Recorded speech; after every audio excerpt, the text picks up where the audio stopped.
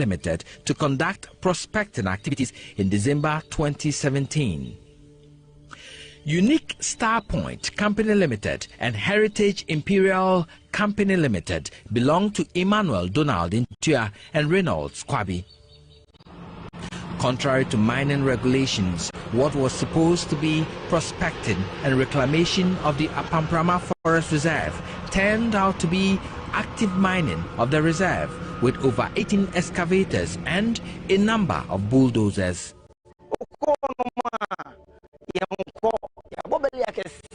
The forest became a no-go area. We could not enter the forest. They mounted huge barrier. They brought in bodyguards. I used to drive some miners into the forest. We had to endure drills from the military. We concluded that these people were sent from the top. The illegal activity in the Kobro section of the Apamprama Forest Reserve went on for months under the watch of the Forestry Commission. So this devastation went on, and the Apamprama Forest Reserve sites are right here. The Forestry Commission says it had no evil, it did not see anybody bringing in heavy equipment. This has lasted for close to a year. No government official got wind of it, or nobody was prepared to even face them. After failed attempts by Operation Vanguard and other security agencies to stop the illegality, the Interministerial Task Force on Illegal Mining moved in to stop the pillaging of the forest. The law does not allow the use of heavy earth-moving equipment in prospecting in forest areas, but Imperial Heritage Mining Limited in 2018 was actively mining the reserve with about 30 excavators using a prospecting license. Task Force Commander W1 Isaac Nyako is overwhelmed by the wanton destruction of forests. Indeed, this is the largest. In fact, I don't even know how to start and how to end. I'm even shocked seeing the ground like this. The largest so far at this very site. The company had destroyed a large part of the forest under prospecting, a crime they were never punished for. Nanayao Enin is the chief of Kobro. He indicates Imperial Heritage came back to mine in the forest after it was driven out. Sir John met the whole community and told us they were doing reclamation.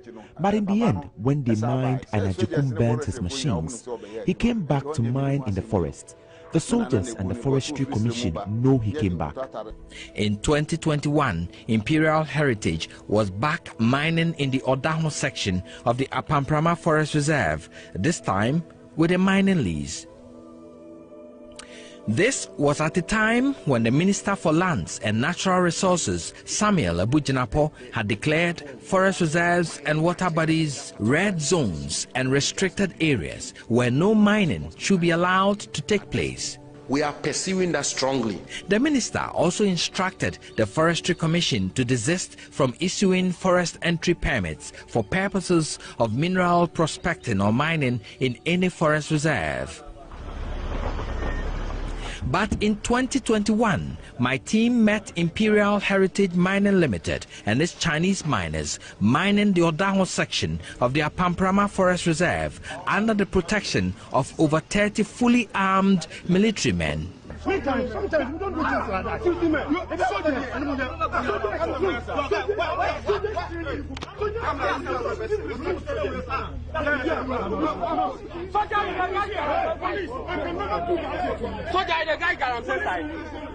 After our expose of the illegality in 2021, the military personnel were withdrawn, but authorities are yet to make public findings on who assigned them.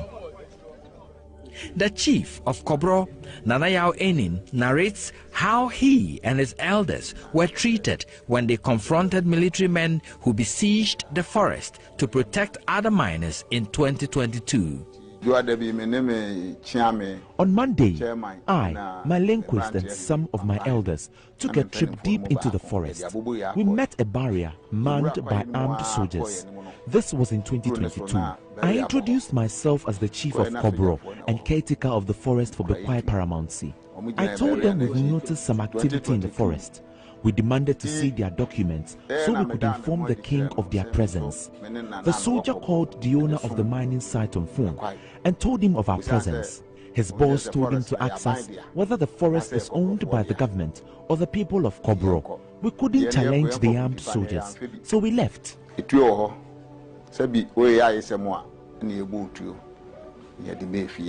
Since then, other illegal miners have joined the fray. Now look at this. You can drive miles of devastation caused to this reserve. The once green Apamprama Forest Reserve has been largely reduced to a wasteland. Valuable tree and animal species are all gone. Maybe this is the only green that is still active, but valuable trees, the flora and fauna, animals, the river which lies dirty here, they are all gone. The Ministry of Lands and Natural Resources has, through the agency of the Forestry Commission, with the assistance of the military, made the effort to cordon off all 294 sites of forest reserves in the country and rid them of illegal mining. So while the president was giving this assurance, illegal miners were pillaging the Apamprama Forest Reserve.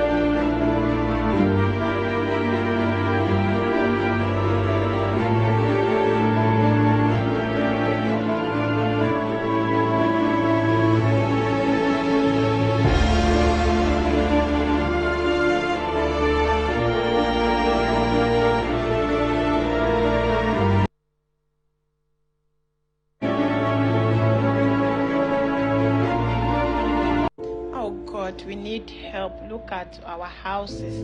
Look at people's house. Eh? God, help us. We need help, bro. We need help. Eh? Oh, me to mi kwela. Mi kwale shi drive yo wa. Mi kwale shi chomi o de zua. Aw ye ho ana vemienu lo. Mi zu homeless. Yesu. Vemienu pa mpa. Aw. With which the water is gushing out from the spill gate here at the Akosombo Dam.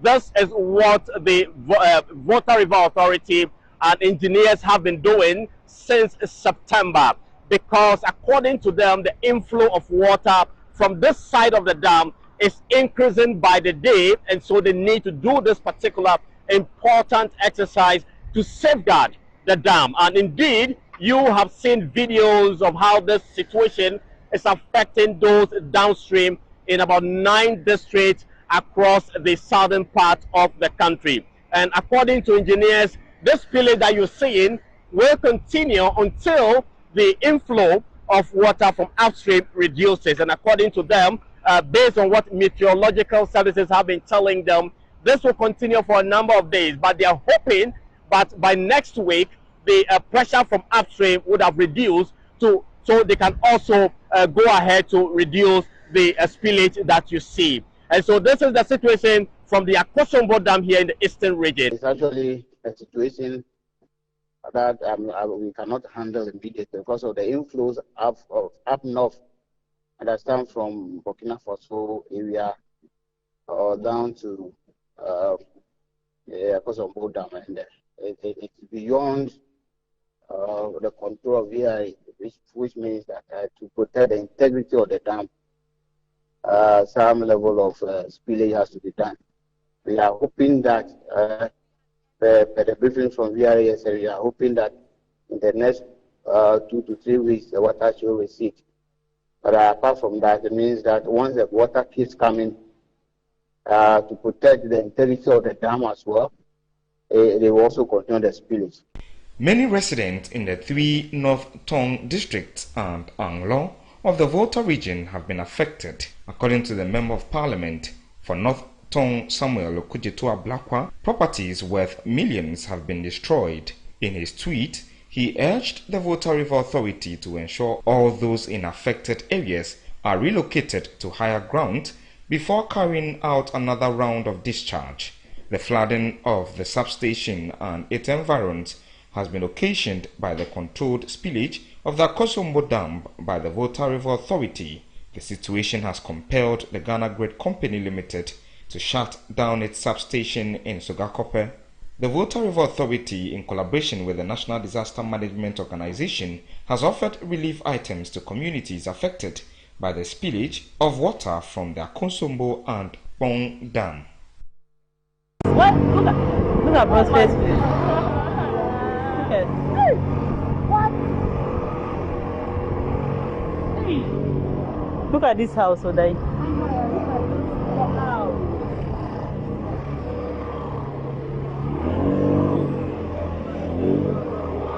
Look at this man's shop. Was she able to even pack her things? Eh? Oh, this is a river. This is now a river. This is a river. Look at this house. This is.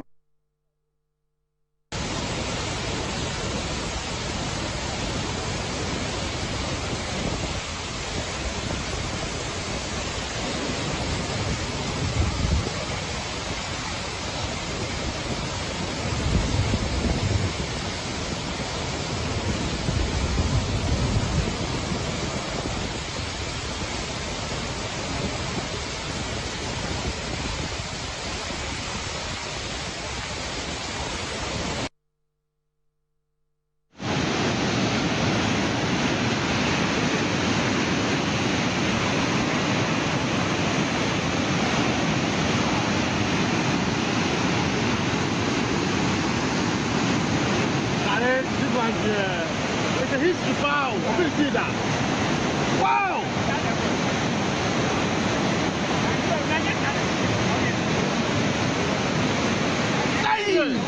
Wow!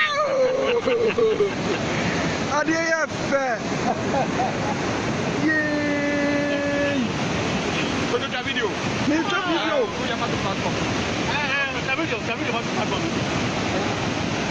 Wonderful.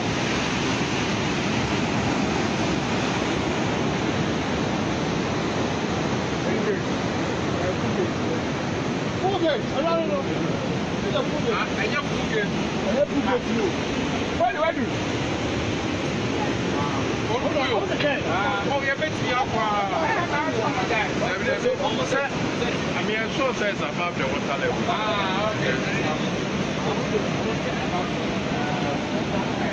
Well, gate normal lifting is on.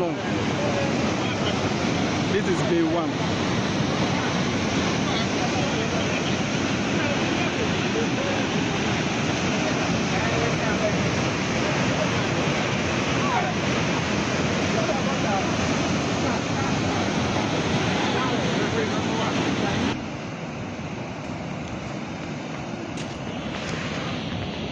Oh, no problem. Don't forget to see the move. I don't know.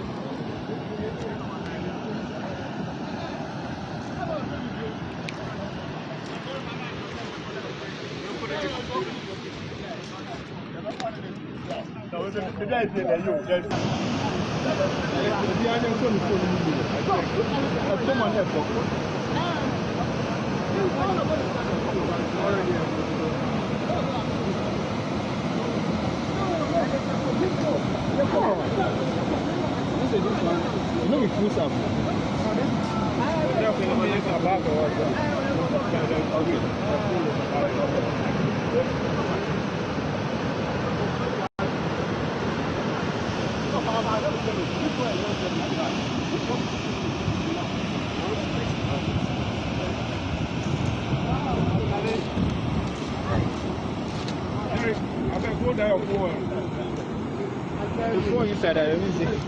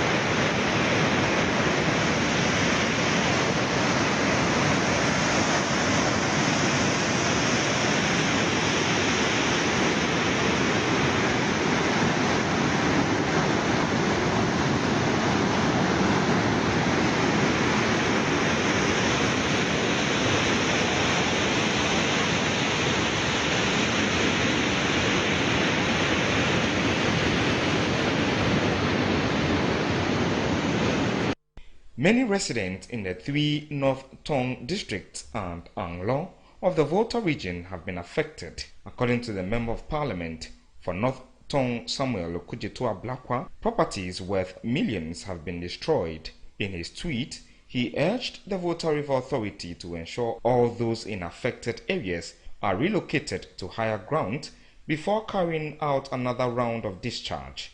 The flooding of the substation and its environs has been occasioned by the controlled spillage of the Akosombo Dam by the Volta River Authority. The situation has compelled the Ghana Grid Company Limited to shut down its substation in Sogakope.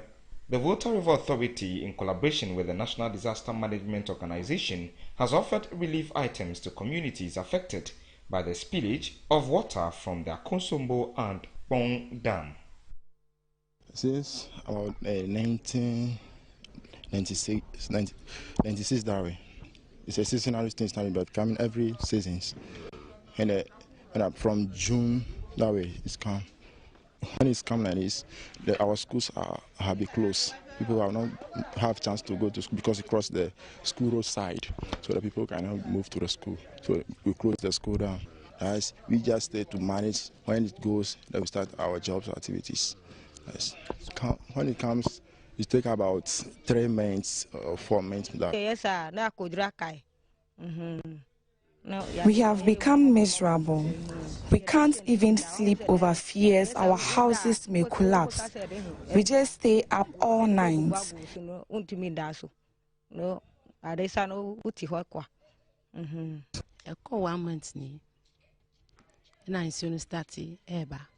It's been 1 month since our houses were taken over by the floods.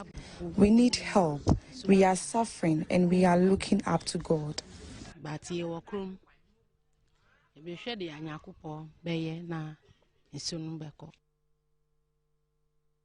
Since about 1996 that way.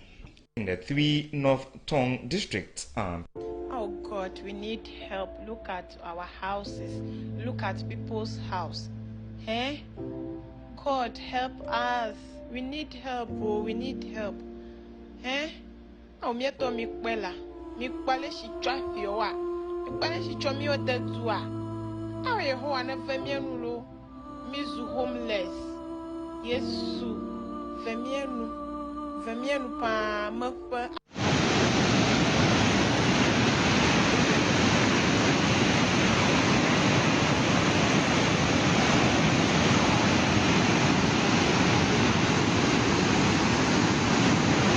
This one, it's a history file. I couldn't see that. Wow!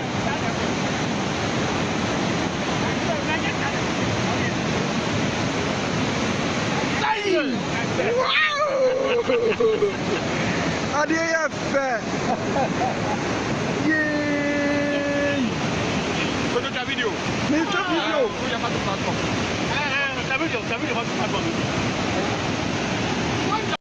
Now, the Economic and Organized Crime Office, Yoko, arrested Williams Atu ACN on April 17, 2018, after his activities, which was said to have led to the collapse of the now-defunct bank, was noted.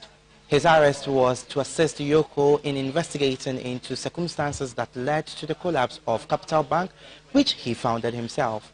He was subsequently dragged to the Accra High Court with some others, where he pleaded not guilty to the 16 charges leveled against him. In December 1, 2022, Atu ACN accepted guilty plea, begs for time to pay 90 million debt, but that was not accepted by the court. On December 12, 2022, the Accra High Court, presided over by Justice Eric Bafo, changed his position and accepted the 90 million repayment terms by the embattled founder of the now-defunct Capital Bank, Atu ACN, entering into a plea bargain with the Attorney General. The agreement spells out that Atu ACN was expected to pay 90 million, for which he paid 30 million cedis on December 13.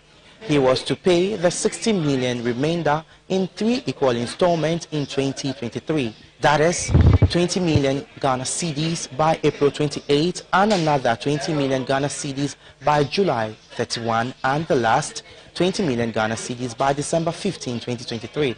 Fast forward to January 28, Williams Atu ACN pleaded to the court not to jail him if he fails to pay the 20 million to the state by April 28. He was asking that the court would give him an opportunity to explain why he defaulted.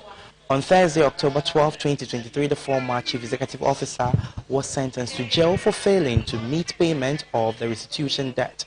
He is expected to spend 15 years in jail with hard labor. Now, the Economic and Organized Crime Office, Yoko, arrested Williams Atu ACN. You know, no crack a cry, girls guys training camp, and where I bind there, and yeah, being so almost 2 years while I buy her, and a police station in Chance, I see you know, me say, you can't believe. I know who are they action. How much years of back on lock on 8 hours? 8 hours, yeah, local suffer. Are they? No microphones, no instruments, voice. We are talking, praying together.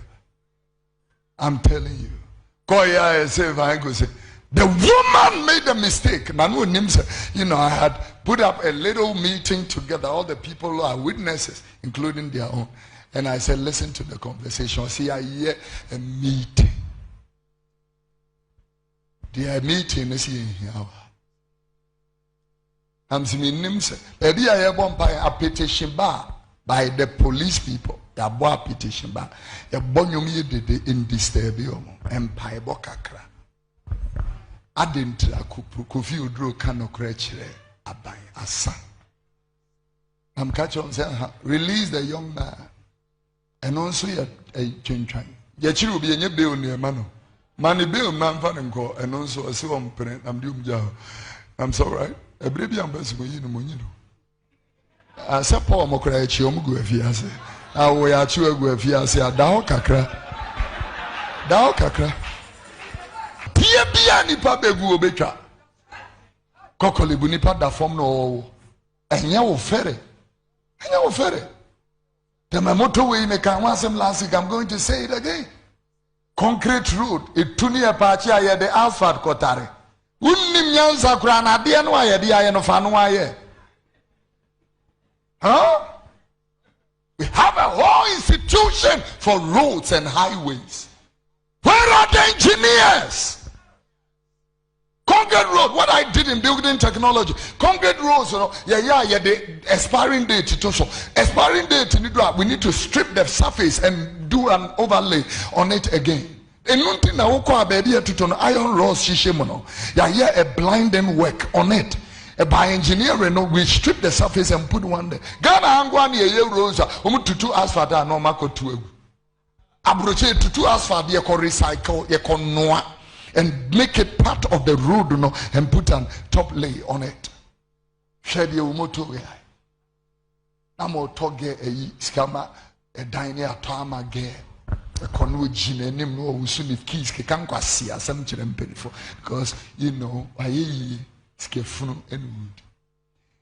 And then I had this. Oh, Betty. Oh, dear. Oh, Betty. No, ubeti, I'm telling you. Then nipa no abano asonu abetina Roman Presby Anglican Methodist Apostolic Alabaster. By honorable, honorable. You don't do the honorable thing, you are called honorable. We are very interested. And we are very interested. Me look at the young mama or drive a so BBP bra. Be conitiate and all that. I did on my coming yesterday in Nipanda. I so trained. I so trained. I saw for the Abania Bijina home. I don't for moon, so moon come and Tony Yamia Tons our friend. So me. Yamia Tons our friends. Oh, me, oh, my metias in Yamia Tons our friend. We are very interested. Hallelujah. Name him say, a baby or her, Ninko Hobda, Time Hameho, VVIP Lodge, Minim Seven for Hot Hameho, diplomatic passport, Minim Semin Yabi and Hame, and Yamasam, and them say, police escort, motorcade, fine cuisine, Emma B. On someone make an Emma mean Yabi.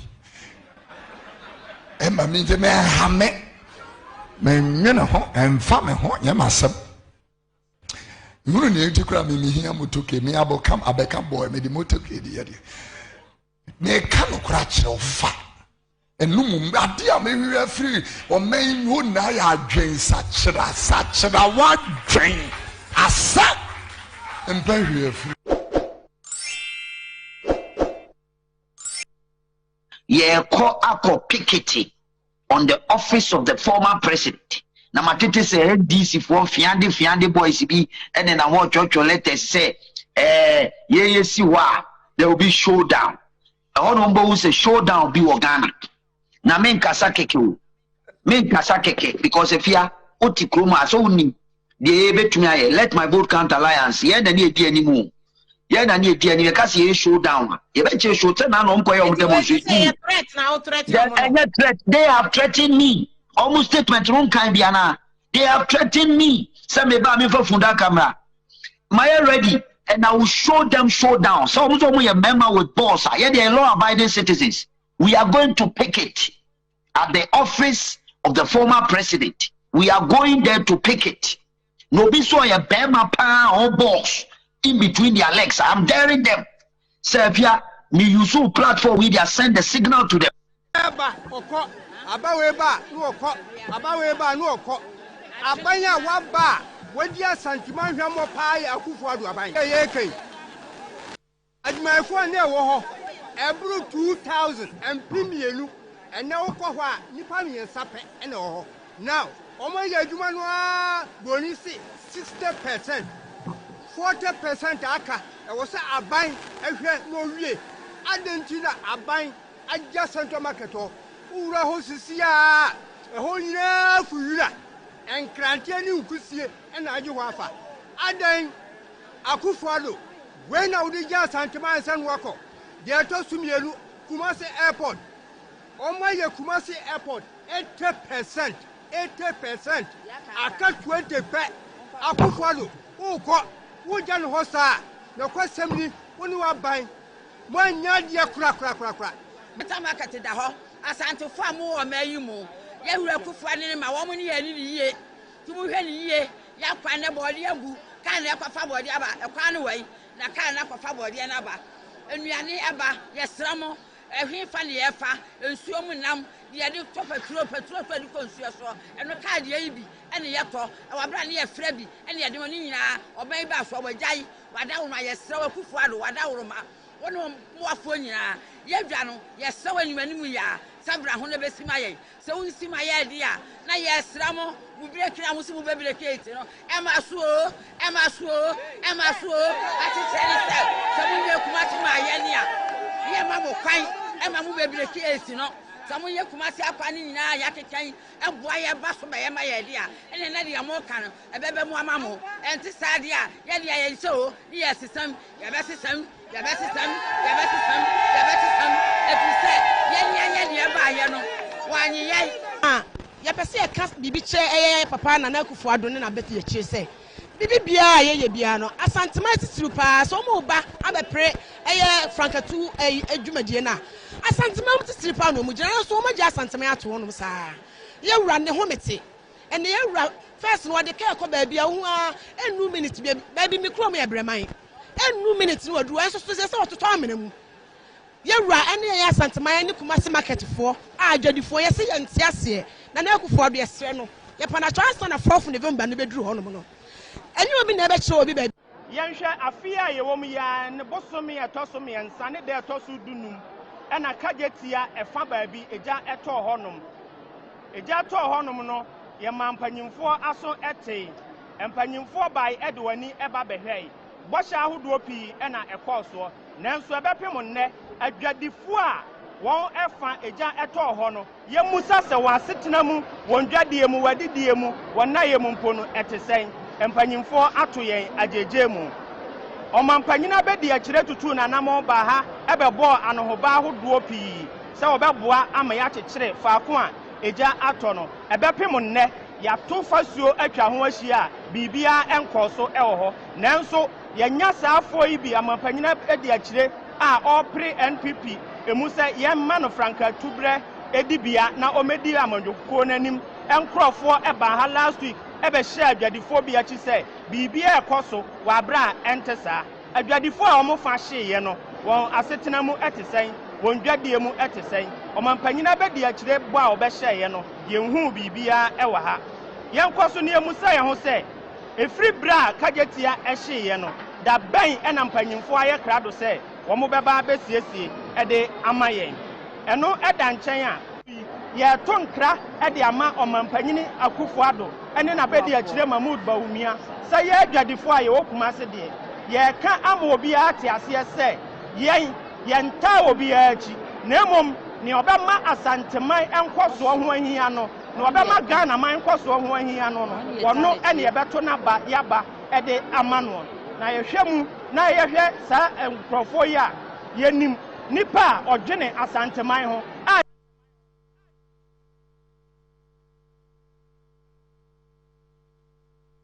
me last week na me ni ha say MPP let away control let away ba ha so we who let away what kind last week Bulldog kind live who can let away okay very useless letter I agree with you control let away the ba ha Reform United Showbiz program nipa na control let away na enye ono natural here obi natural or signing him say one kind nipa na di sha semenim no onim nyansa whoever wrote this em say e be a pressure don't say no mo ye omo hand e be a pressure I will just give him the benefit because meaning nipa na control nipa na ya tro ne din wa ha as your friend is saying William Yeboah meaning no onye no control let away obi am the phone mo MPP Google article 1992 Constitution Google 1624 kan ade a draw so we Google now kan sa ade na be so create ankasa no kan na ho so be kan man 1622 we dey call 162 na kan 4 no say then na draw or say you're reforming United Showbiz program, and this is coming from a political party. We are sana wuhuye. Salet mpese mo kan sa de ni bia. 1624. Editors, publishers of newspapers and other institutions of mass media shall not be subject to control or interference by governments, nor shall they be penalized or harassed for their editorial opinion and views or the content of their publications. Fine, no problem.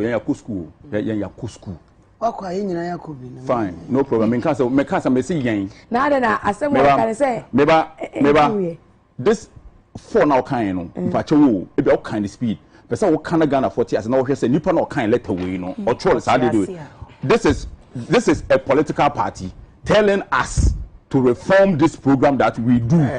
And this is what the Constitution of Ghana is saying. Read it for. Editors and publishers of newspapers and other institutions of the mass media shall not be subject to control or interference by governments, nor shall they be penalized or harassed for their editorial opinions and views or the content of their publications. Yang aban emrana ema MPP ye party to me operate wo krom ha. Emrana ema Nana Akufo-Addo to me ye president of Ghana no. Sambran ya true omo ade ayeye wo he. No political party can interfere in what we are doing here. I'm talking about this political party as MPP. So now now I'm coming. Now this letter that they have written is stating that yema MPP for kwan mo mba show so mbe kan won adwen. As you nim say show ya yetisu wo hey. Mr. Logic, a strong MPP man. Every day he's speaking for MPP.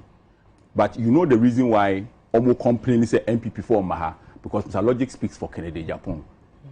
So Kennedy Japan is not seen as what the party is looking at doing. And when you continue doing stuff like this, this is what will make people say that the whole party is set up into a certain direction at this point. And these people are the people who are making the job of the government very, very difficult. As for me, apart from my personal interest, which of course I will state clearly any day, anywhere, I will never speak like ABSC Yebaha say, me sha tadie free about me be in favor of Nana Akufo-Addo, and I will not do it. I will never do it. I will do it. Yeah, that is you. I will never do that one because Akufo-Addo will not be there for me, and I will not be there for it. But maybe I tell me say bibi no kura America. Yeah, campaign I eba ben mu no. Akufo-Addo wa ni krom kwan yin, me krom ufi awon bo konso ayemu kwan ye from Winneba to Aguna do kwan ye. Nti krom fo hu say ma betena ha, say be defend aba ma dwuma say bia metiri ma dwuma kame.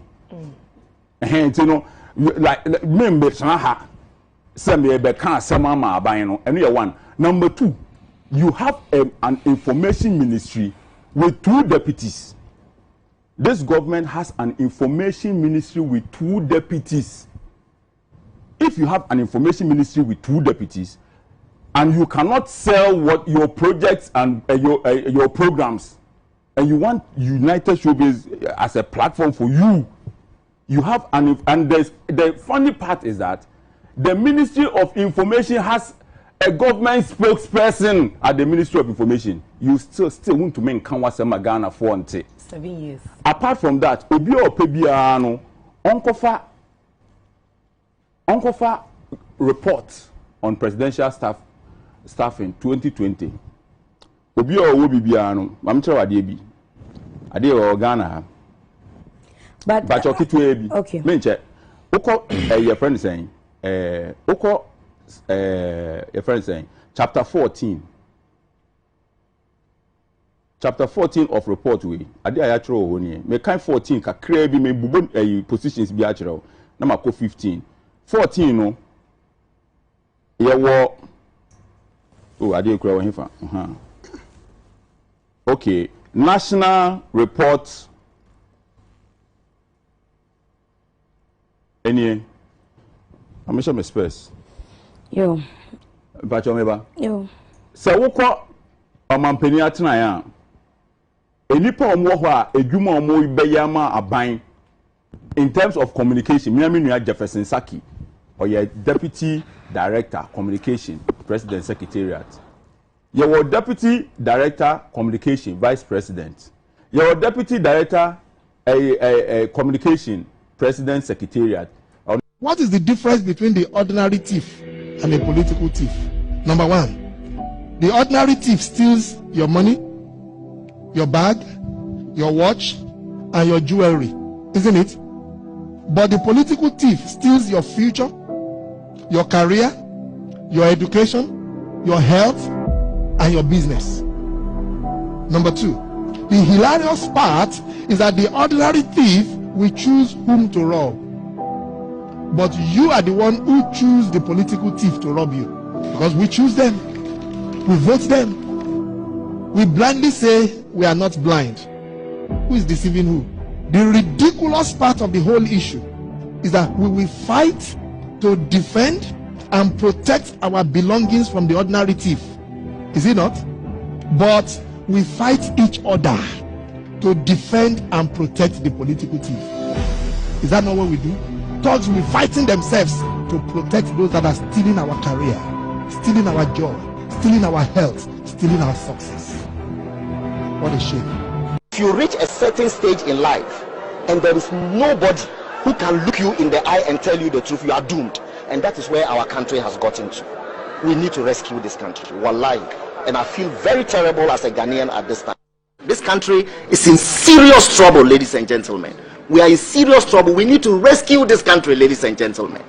The presidency has been so depraved, so muddied, so dirtied, that I tell you in all sincerity as a Ghanaian, that I feel terribly sad today as a Ghanaian. We need to rescue this country. Wallahi, inshallah. Please don't cry.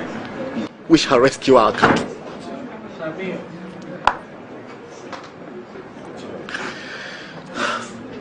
Government is broke, government is broke. The people are spending billions to go inside the government that is broke. Have you ever seen a minister who resigned because government is broke before? Government has no money. Have you ever seen a governor who said, ladies and gentlemen, when I was elected, I thought the government had money. Now I discover government has no money, I resign. Have you ever seen it? Government has no money, but they are bringing money out at election time. Where is that money coming from? So they are lying. What is happening is that there are two types of wicked people in government. Type 1, they eat current money. Any money they find in government, they will eat it. They are wicked about that one. There is type 2. Type 2, they eat current money and future money. They will say, my term will end next year. When I leave, how will I eat money? Let me borrow money now and borrow money of the future and eat it now.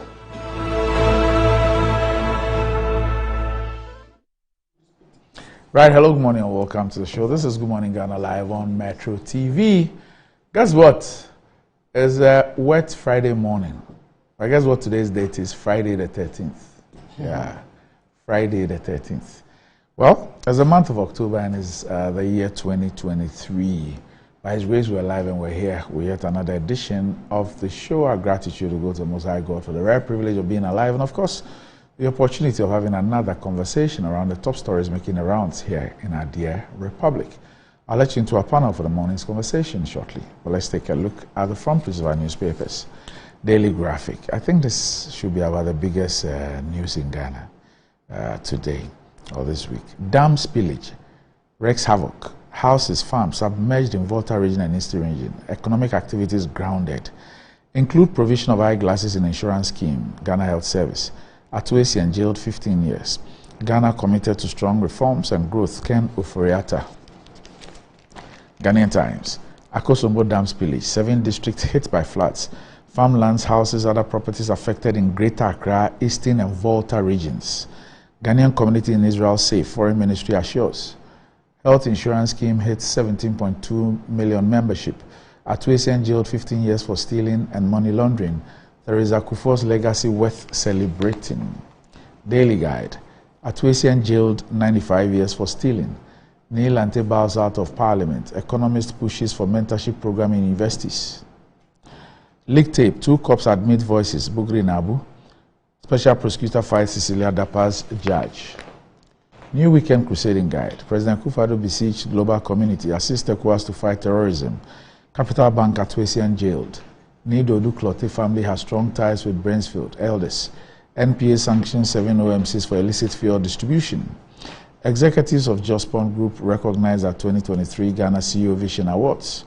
Kowa Betifi Kubiasi Royal Etina family fights Mahini over funeral right. The Insight collapsed. Ghana's economy still in ICU. Joe Jackson. 2 notorious thugs busted at Tetegu for allegedly killing businessman. Neo Tokwami, the fifth, no longer Pokwasi Manche, says Nidodu Clotte family of Pokwasi. Lady commits suicide over hunger and starvation. Israel's policy plan in Palestine is deliberate. Land grab. Dr. Nasser. The Herald. Ashanti NPP big boys hide behind Akufo-Addo to ditch Bawumia. Perjury at IGP leaked tape probe as Superintendent JB. Asari, Mensa make U10. Attorney General chasing jailed at 2 ACM for 53 million cedis, but silent on Pastor Otabill's liability. NPA punishes 7 OMCs over illegal fuel distribution. The Ghanaian Observer. Akufo-Addo charges UK, US, and EU. Assist ECOWAS with resources in terror fight like you do for Ukraine. Ghana fully committed to improving the lives of women in cross-border trade. Deputy Trade Minister. Capital banks at 2 ACN jailed 15 years. NPA sanctions 7 OMCs over illicit fuel distribution. GJ Mons with former President Kufuor. The Inquisitor. IGP consult tape probe. Sinister agenda against Atachia. Bring Apostle Boy into court even if he requires an ambulance. Secondary High Court orders. Energy Minister calls for a sub-regional energy transition policy. Feature. Kisia Jabin led OSP on the right trajectory. The Daily Statesman. Support ECOWAS in terrorism fight. Akufo-Addo urges top nations. Atuesian jailed 15 years. Osei Mensah NPP has not deserted Ashanti region. 7 PPMCs sanctioned for illicit fuel distribution. The Finder. OSP seeks to oust judge, accuses Justice Edward Chum of prejudice. Akosombo Dam spillage submerged lower Volta Basin communities. Financial Fair calls for deepening of financial literacy. UTV invasion, NPP chairman renders unqualified apology. Atuesian jailed 15 years in hard labor. The Informer. Race for NPP flag bearership. Mosquito writes off Kennedy Japan, supports Bawumia. GRNMA warns health sector in crisis over mass exodus of nurses. Kisia Jabin led OSP on the right trajectory. Danger, over 9 million Ghanaians set to retire into poverty. NPA imposes fines on 7 OMCs. STEM, Ghana's bedrock in education, Akufo-Addo declares. Daily Post. Government showing low interest in coming to the aid of victims of Akosombo Dam spillage. Volta NDC. Mahama supports demand by CHAS for headmasters to procure foodstuff for their students. And Japadia, they say this is the final part of the Japadia document that the paper started serializing. Business and Financial Times. 14 African commodity exchanges join forces under AFCFTA. TechPay advocates reforms to curb recurring arrears. NPA sanctions 7 OMCs for illicit fuel distribution. Delay in payments due to legal action. SEC to Black Shield clients. And finally, the good old Catholic Standard. Church administration not preserve of priests. Tackle corruption from the pulpit. Domelevu. Draw people to experience God's compassion. Christians charged. Synod on synodality in its Ubuntu style. Archbishop Palmer Bakil. Editorial. That the Synod of synodality may attract and unify the Catholic Church. And that's about it. For the front pages, we'll be back shortly.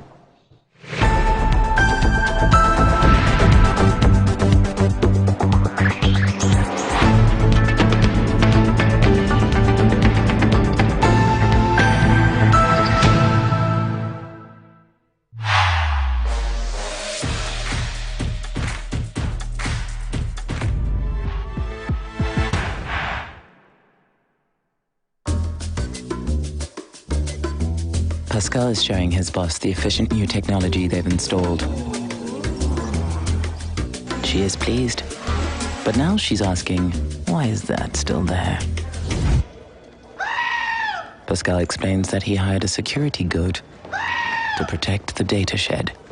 The boss is not so pleased anymore. If you haven't upgraded to cloud storage yet, it's time to get business done better with MTN Business. Ready for something refreshing and great tasting? For your kids' enjoyment? Angel Cola. For your graduation enjoyment, Angel Cola. Beach hangout, Angel Cola. For all your refreshing moments, Angel Cola. For your parties, get-togethers, events, and celebrations, enjoy a chilled bottle of Angel Cola. Radio Grandma, today is your day. Over to you. Thank you. Enjoyment Cola. Angel Cola. The Enjoyment Cola. Enjoy all your moments and fun time with Angel Cola. This advert is FDA approved. Anti-cavity, gum protection, brighter teeth, and fresh breath. I'm a Missy Wayne. Papacho Bantama. Matias.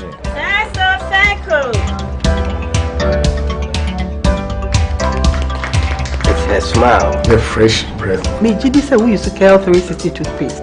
Some kind. Cal 360 toothpaste. Guys, Kia, Cal 360 toothpaste. It's a gum protector. Onim jom kasan. Ile saying Cal 360 did the way. Its cool mint gives me fresh breath and your confidence booster. You will see so feeling to when you know Cal 360 toothpaste. Happy Cal 360 toothpaste, anti-cavity, gum protection, brighter teeth, and fresh breath. Cal, happy smile. This advert is FDA approved. Inside Blackstar Press Limited, grow inside the invective minds, evolving concepts, and the creative trends. The printing press you need now. Witness the beauty, diversity, and natural wonder with our works. Inside Blackstar Press Limited, in association with Lionhead Group of Companies. Call us now on 0200-880-000 for all your print works. Blackstar Press Limited, a worldwide reputation for quality printing. Betway is your gateway to a theme park full of gaming excitement. A whirlpool of wonder where your favorite games come to life. Where you can take to the skies with max payouts that reach into the millions.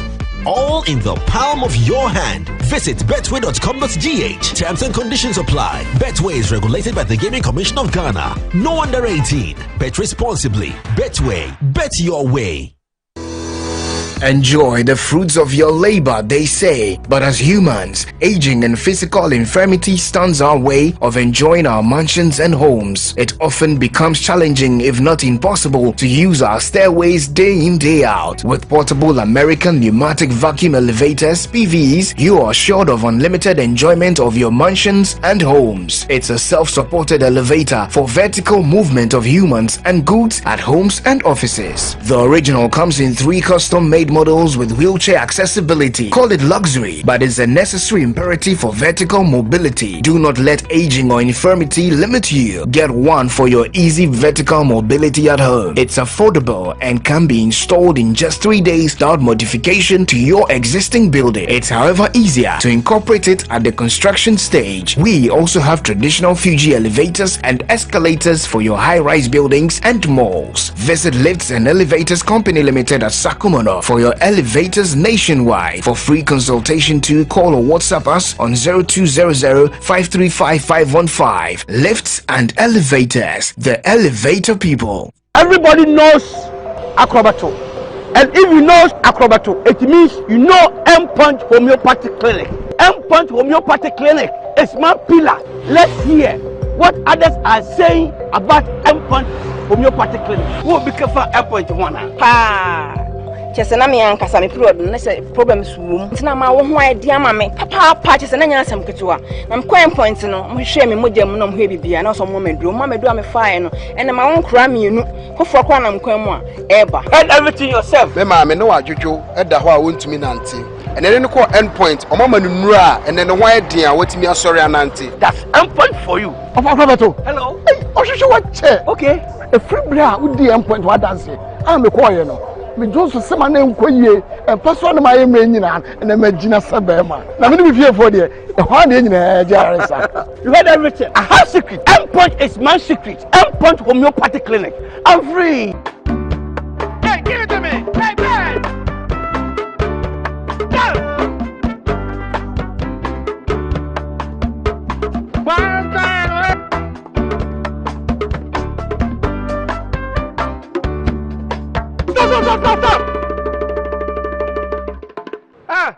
love you guys. Oh, continue.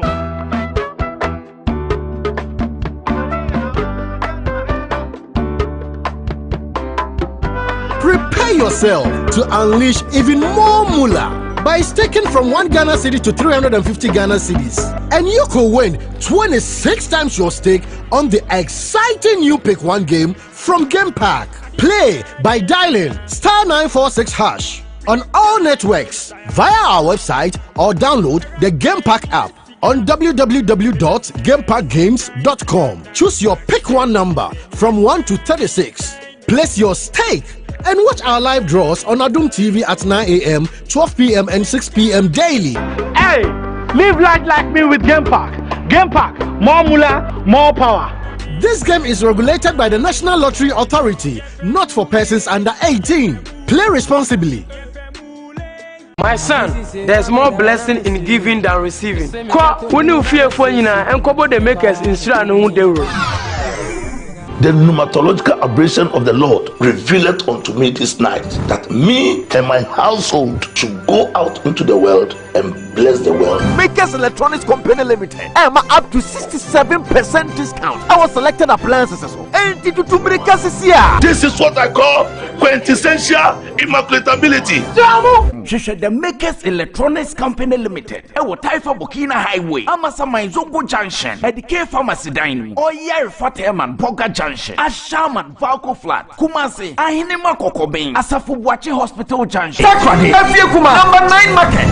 Tell mom and dad about the Makers Blessing Attack program from 0552 222 253 and 0552 222 254. Terms and conditions apply. The same got to move na mesesi. Change your style. Like that. Chama phone baller. Like that. Star 857 hash. Star 857.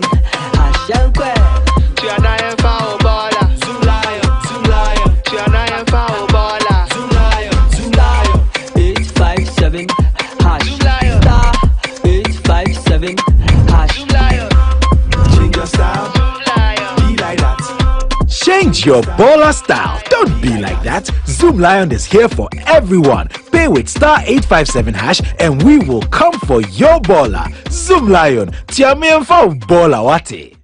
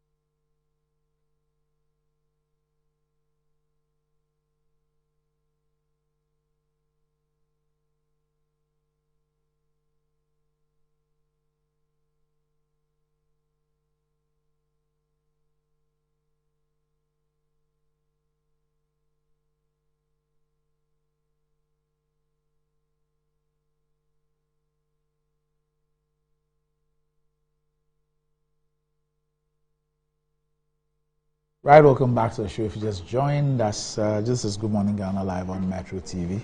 With me on the show this morning, I have Nana Akosombo, who's the former cabinet minister and the MD of STC.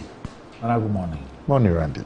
Also with me on the show this morning is the former deputy communications minister and the parliamentary candidate for the Obura Asebu Kwamankesi AAK constituency in the central region. Felix Kwachi Ofosu. Felix, good morning. Good morning, Randy. Right. So, are you ready to treat your callers to good tunes while you win incredible rewards and points by purchasing, renewing, copying, or gifting your favorite caller tunes, and you can win amazing prizes based on your total accumulated points? Yep, build as many points as possible and you can win tons of data to stay connected to the things you love, or you can win an amazing 10,000 Ghana cedis cash prize to splash on your favorite things. It's a perfect way to entertain your callers with music and get rewarded at the same time. Start collecting your Caller Tunes points today. Visit callertunes.mtn.com.gh or just dial *1355 hash, *1355 hash to get started on the MTN Caller Tunes service. Promo lasts till 7th of November 2023. Terms and conditions apply. And brushing your kids' teeth sometimes becomes difficult due to resistance because of the taste of the toothpaste. Use Kel Kids toothpaste flavored with strawberry. That gives a perfect taste for kids and makes them develop a personal attitude and love of brushing their teeth always. Kel Kids toothpaste protects child's gum, prevents cavities, and makes the teeth strong and healthy with freshness all day. Kel Kids toothpaste is recommended for children between the ages of 2 and 6 and is a product from Samara Company Limited, producers of Sasso, and is approved by the Food and Drugs Authority. Kel Kids, happy smile. And enjoying the fruits of your labor is as important as enjoying the mansions of your labor. The pains of climbing stairs when not exercising could be challenging for all ages. But worry no more. Lifts and elevators have got you covered with the best portable American pneumatic vacuum elevators on the market today. It's a simple self-supported elevator for both homes and offices. And guess what? It can lift your goods too. Wheelchairs can fit in and they come in 3 custom-made models. It's affordable and can be installed within 3 days. Visit Lifts and Elevators at Sakuman or just call them on 0200535515 or send a mail to elevatorsgmail.com for consultations and the best solutions in easy vertical movement. Why don't you secure your future with Accra Business School? Boost your career with the prestigious MSc degrees from KNUST. You can choose from Human Resource Management, Communication, International Marketing, International Relations, Public Affairs, or IT Management. In just 12 months, the MBA can be yours.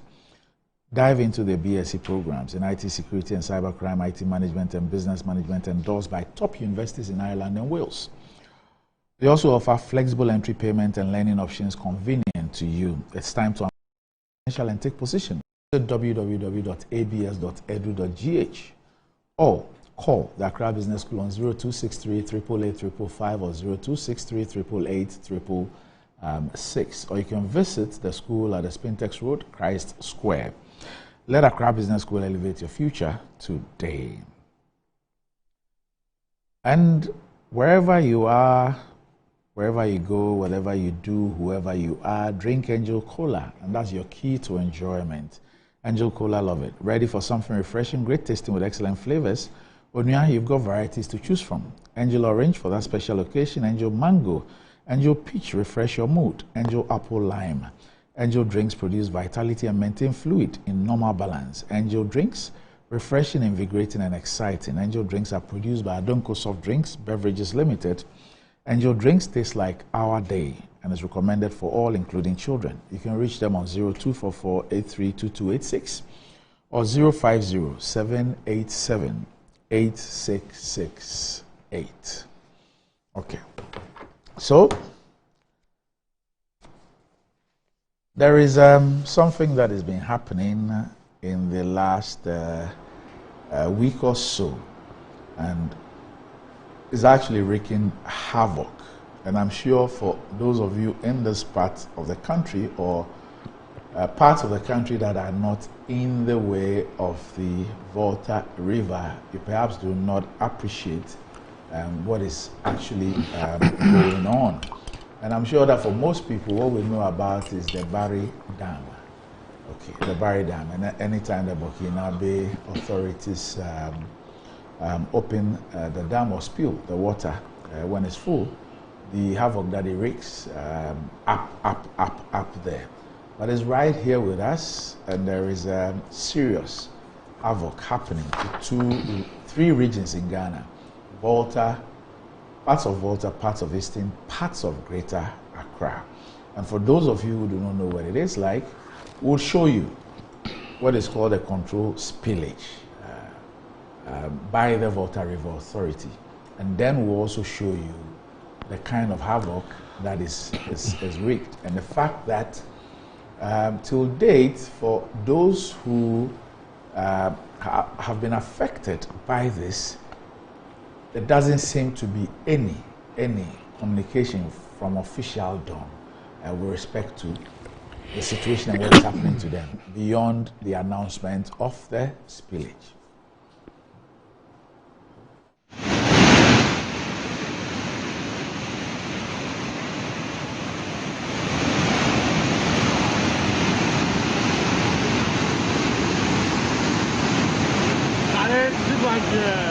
It's a history file. I couldn't see that.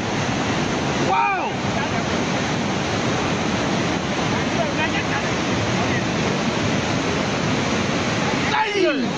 Wow! Adieu, yay! Photo video. Mr. Video.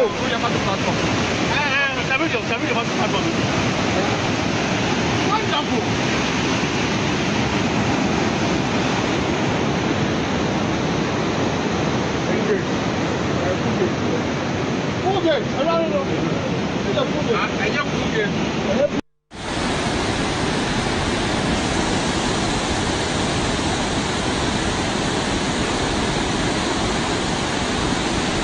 Oh God, we need help. Look at our houses.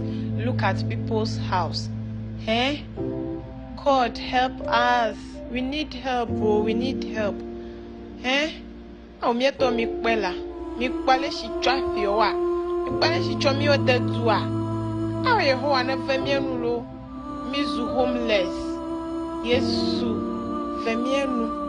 Vemienu pa mekpe. Aw. With which the water is gushing out from the spill gate here at the Akosombo Dam. This is what the Water River Authority and engineers have been doing since September, because according to them, the inflow of water from this side of the dam is increasing by the day, and so they need to do this particular important exercise to safeguard the dam. And indeed, you have seen videos of how this situation is affecting those downstream in about 9 districts across the southern part of the country. And according to engineers, this spillage that you're seeing will continue until the inflow of water from upstream reduces. And according to them, based on what meteorological services have been telling them, this will continue for a number of days, but they are hoping that by next week the pressure from upstream would have reduced so they can also go ahead to reduce the spillage that you see.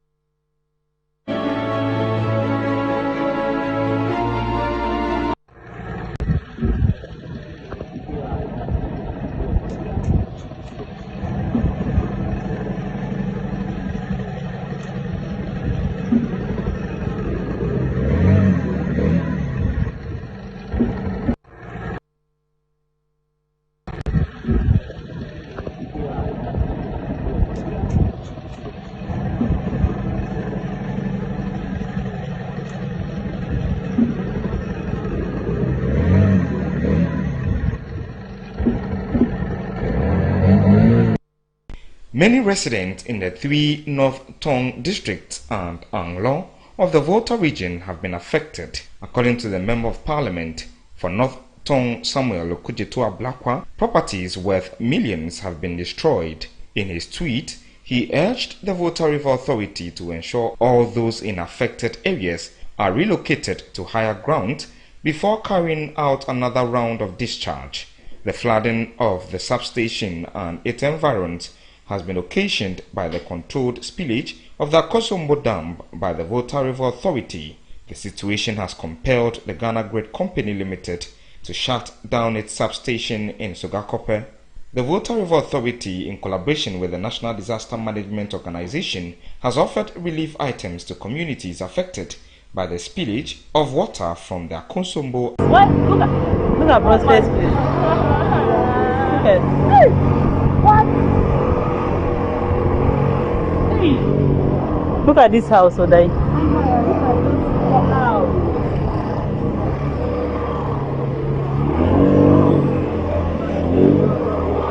Look at this woman shop. Was she able to even pack her things? Eh? Oh, this is a river. This is now a river. This is a river. Look at this house. This is.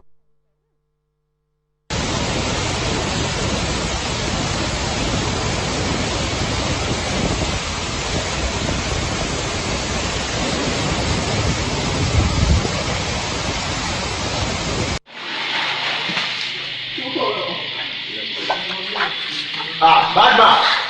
So that's the business block in your shorts. And this is the electrical block.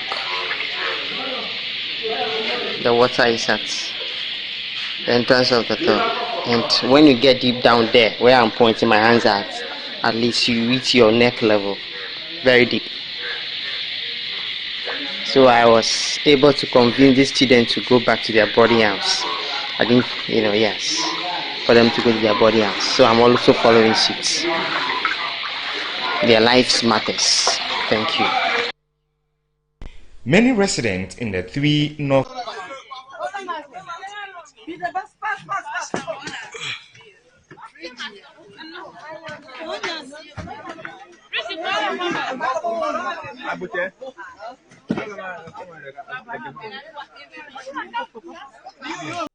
Right, so you saw the videos there, the spillage, the controlled spillage, and of course the havoc that has been caused by virtue of this. And we're told that this spillage has affected almost all the communities along the lower Volta basin and has resulted in widespread power cuts in the affected communities. And we're told that with the absence of electricity, public installations, including hospitals in Sugakopi and Idome, are bearing the brunt. Now, the maximum level of water in the Akosombo Dam should be 276 feet.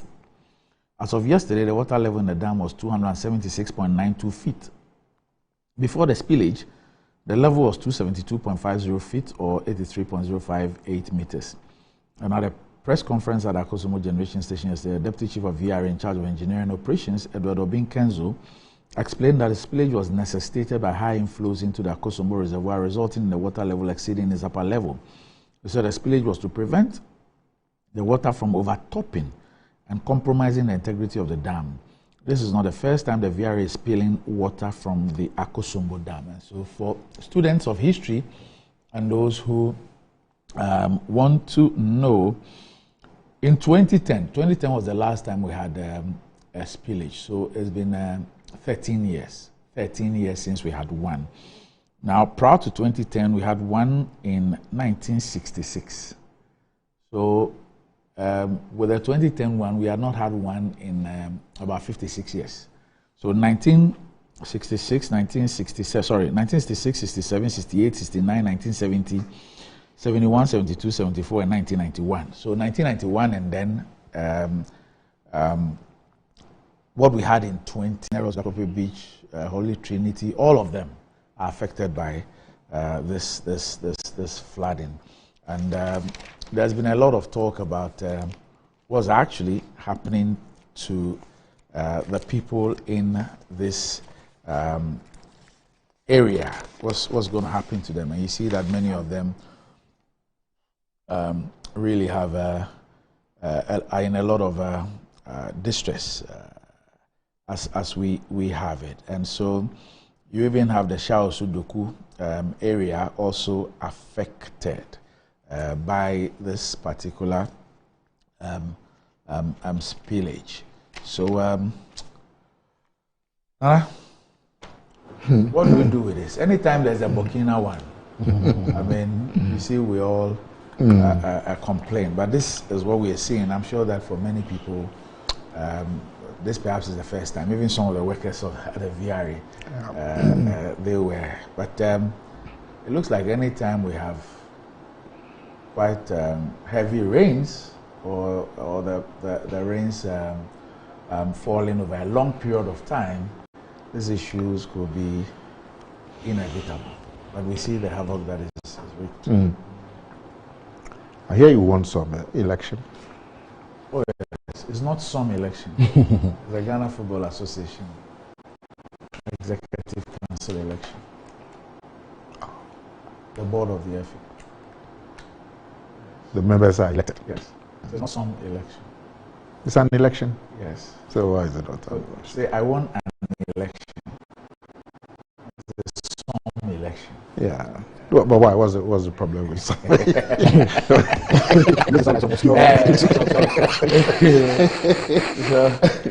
Some resident association election. No. Listen. I mean, I know there are elections to the chairman. Is the chairman? The president of the GFA. Yes. And there are candidates and the campaign, and we all know them. You know, it's quite heated. Yeah. So that one I know. Yes. So when I heard it, I said, has he won the chairmanship, the president of the GFA? And they said no, but it was some other election. That's why. There's some election. For a former footballer, I forgive you. Congratulations. Thank you. Thank you. Let me, I have a friend called Frank Achampo. Okay. Yeah. He has a Ghanaian company, and they do the line markings on the road. Okay. Yeah, at least that aspect. The white ones? The white ones. So that aspect at least is in the hands of a Ghanaian. Okay. And his company is Fakol. I think it plays on his name, Frank Achampo Fakol. And today the company is 30 years. 30? Yeah, in existence. Wow. And he's having an event to honor his workers and do some dedication to the Almighty. So I'd like to congratulate him for maintaining his company and employing so many Ghanaians for the last 30 years. You know, this, and also Phyllis Kwachi. I haven't seen him in at least 1 year. So I haven't had a chance to congratulate him on his victory at the primaries in his constituency. He was as for him, he needs resources, not messages. But you are there. He hasn't spoken to you. Phyllis, who are you been speaking to?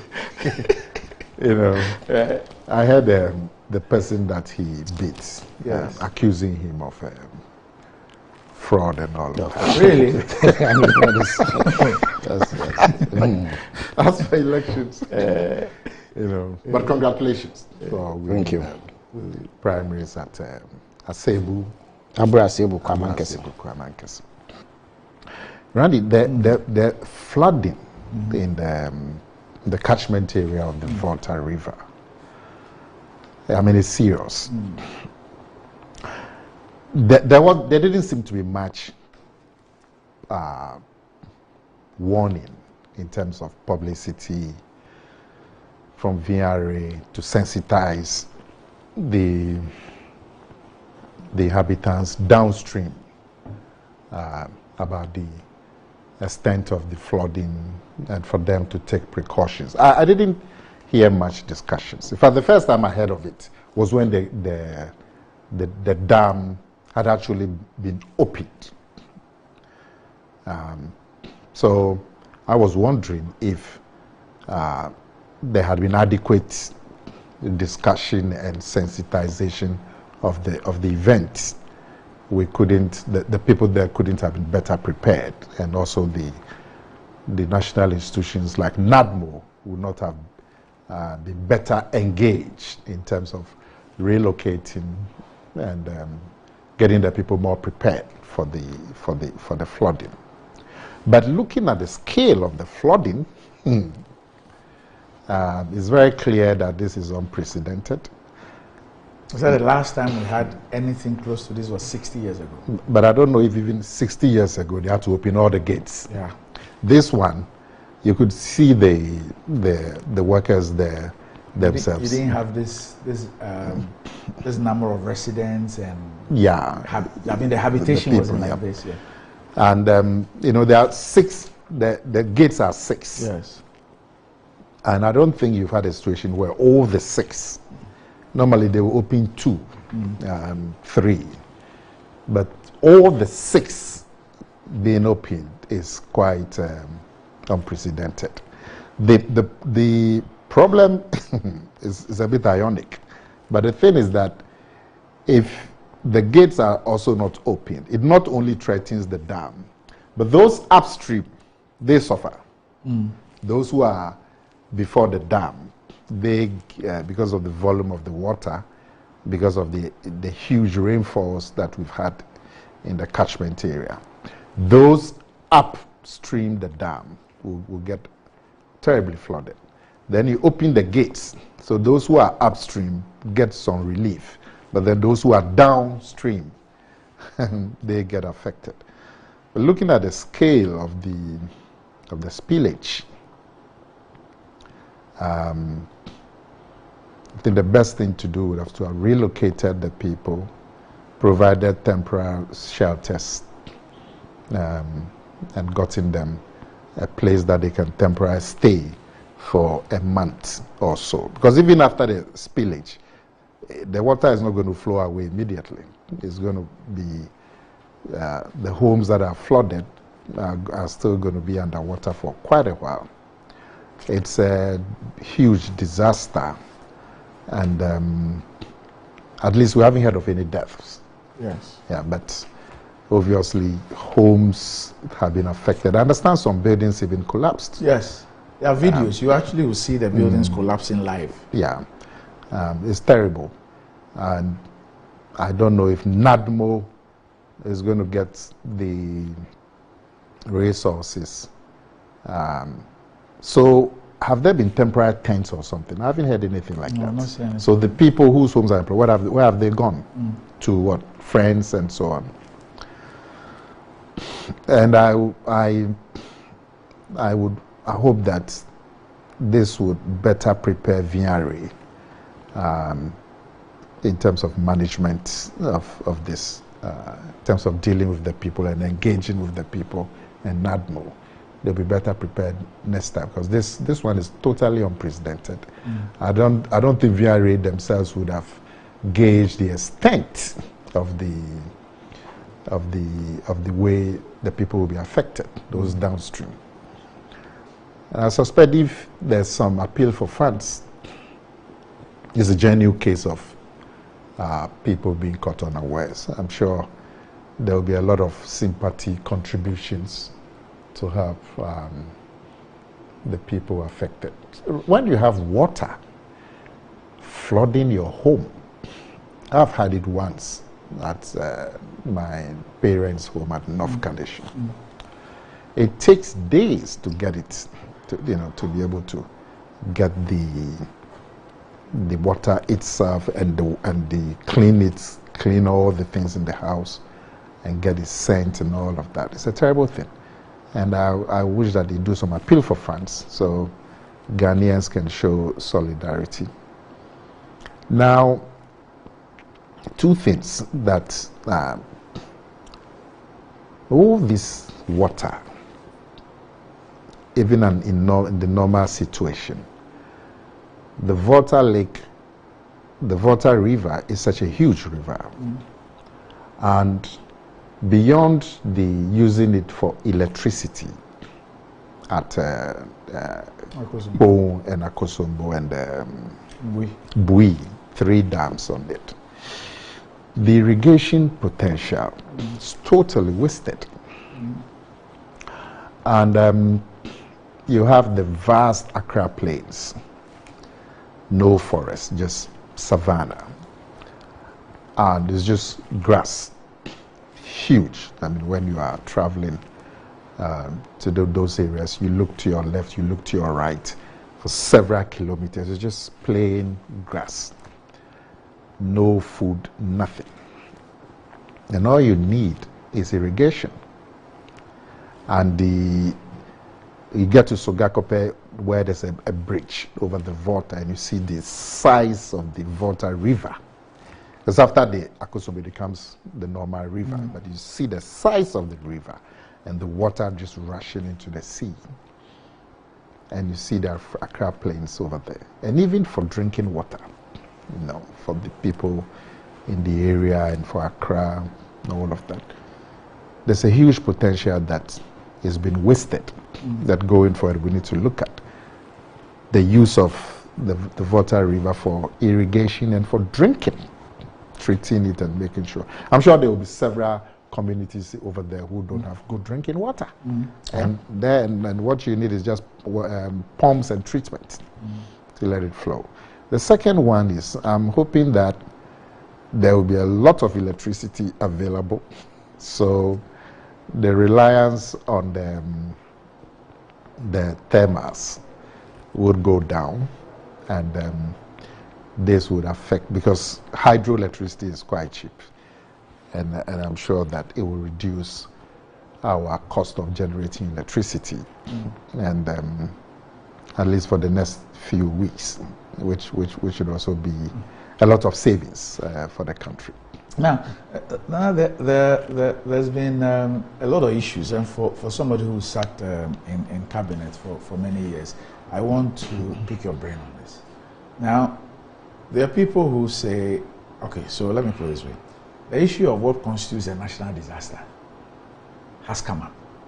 And, you know, this is coming at the heels of the tidal waves distraction in this other part of Volta, and the issue about the state's commitment through government in terms of those affected and all that. And I'm sure that you've heard a lot of the commentary, even in one of the budget readings after the Works and Housing Minister had gone there, and he had even assured everybody, he granted a media interview that it was going to be, he had assurances that it was going to be put in the budget in terms of the sea defense projects that had to be done and all that. The budget was read, yes, without it.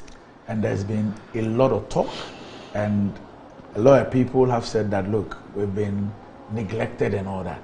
Now, with this particular issue, that issue has come up again. That, look, since this thing happened, you have not seen the state through government, even at the central level or leadership, come there. A certain national focus. You have not seen that. And it looks like you're on your own. VRA is doing something. VRA says that they've given something to NADMO to distribute and all that. And it appears that that is the thing. And so some of the MPs from the area and others are those who are calling for help and are asking, like you did, the international community to come to their aid and all that. But you're not getting the response from the state through government. And they wonder what constitutes a national disaster, from tidal waves to this one. Well, as for the tidal waves, the last time I saw reports on the tidal waves in the 1960s, that Keta area. As a country, since independence, we haven't been able to generate resources to deal with the tidal waves in that part of the Volta region. I don't know if the cost, the place is so low-lying that the cost is prohibitive. But I've seen reports, newspaper reports, dating from the 1960s, where there's tidal wave and there's always some renewed activity by government, and then after the waves go back, everybody goes back to sleep. And it's been like that for a very, very long time. It's like the Accra floods. Anytime there were door floods, you read the reports, everybody goes there. People sit in helicopters and sit in boats, government officials, and go there and all of that. After that, everybody relaxes. But with this one, the current one. Well, this would fall under, is it interior or something? Energy. If it's VRA, or but if it's a disaster, then it's interior. Yeah, yes. Interior. But that's what I was asking you, if there are any tents or some temporary accommodation for the people and so on. It looks like everybody's found some place to go. You don't see people stranded or people sleeping rough. I don't know if that's the situation, but I haven't seen any of the reports. And I suspect now that the whole place is flooded, the first thing is to make sure the people are protected, that there are no loss of lives, and there's some temporary accommodation.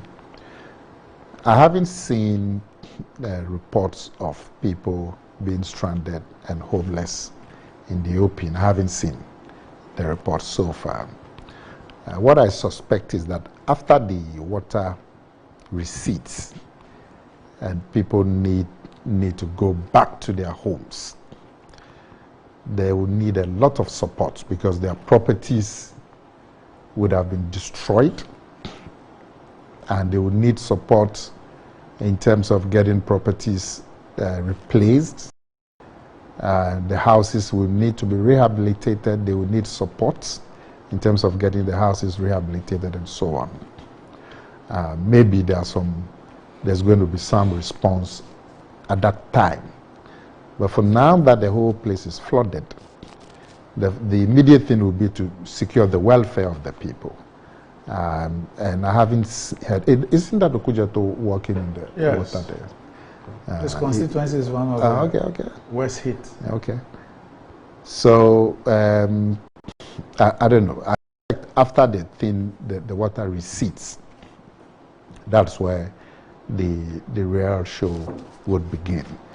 I haven't seen any report by NADMO as to what is being done in terms of accommodation or in terms of evacuating people.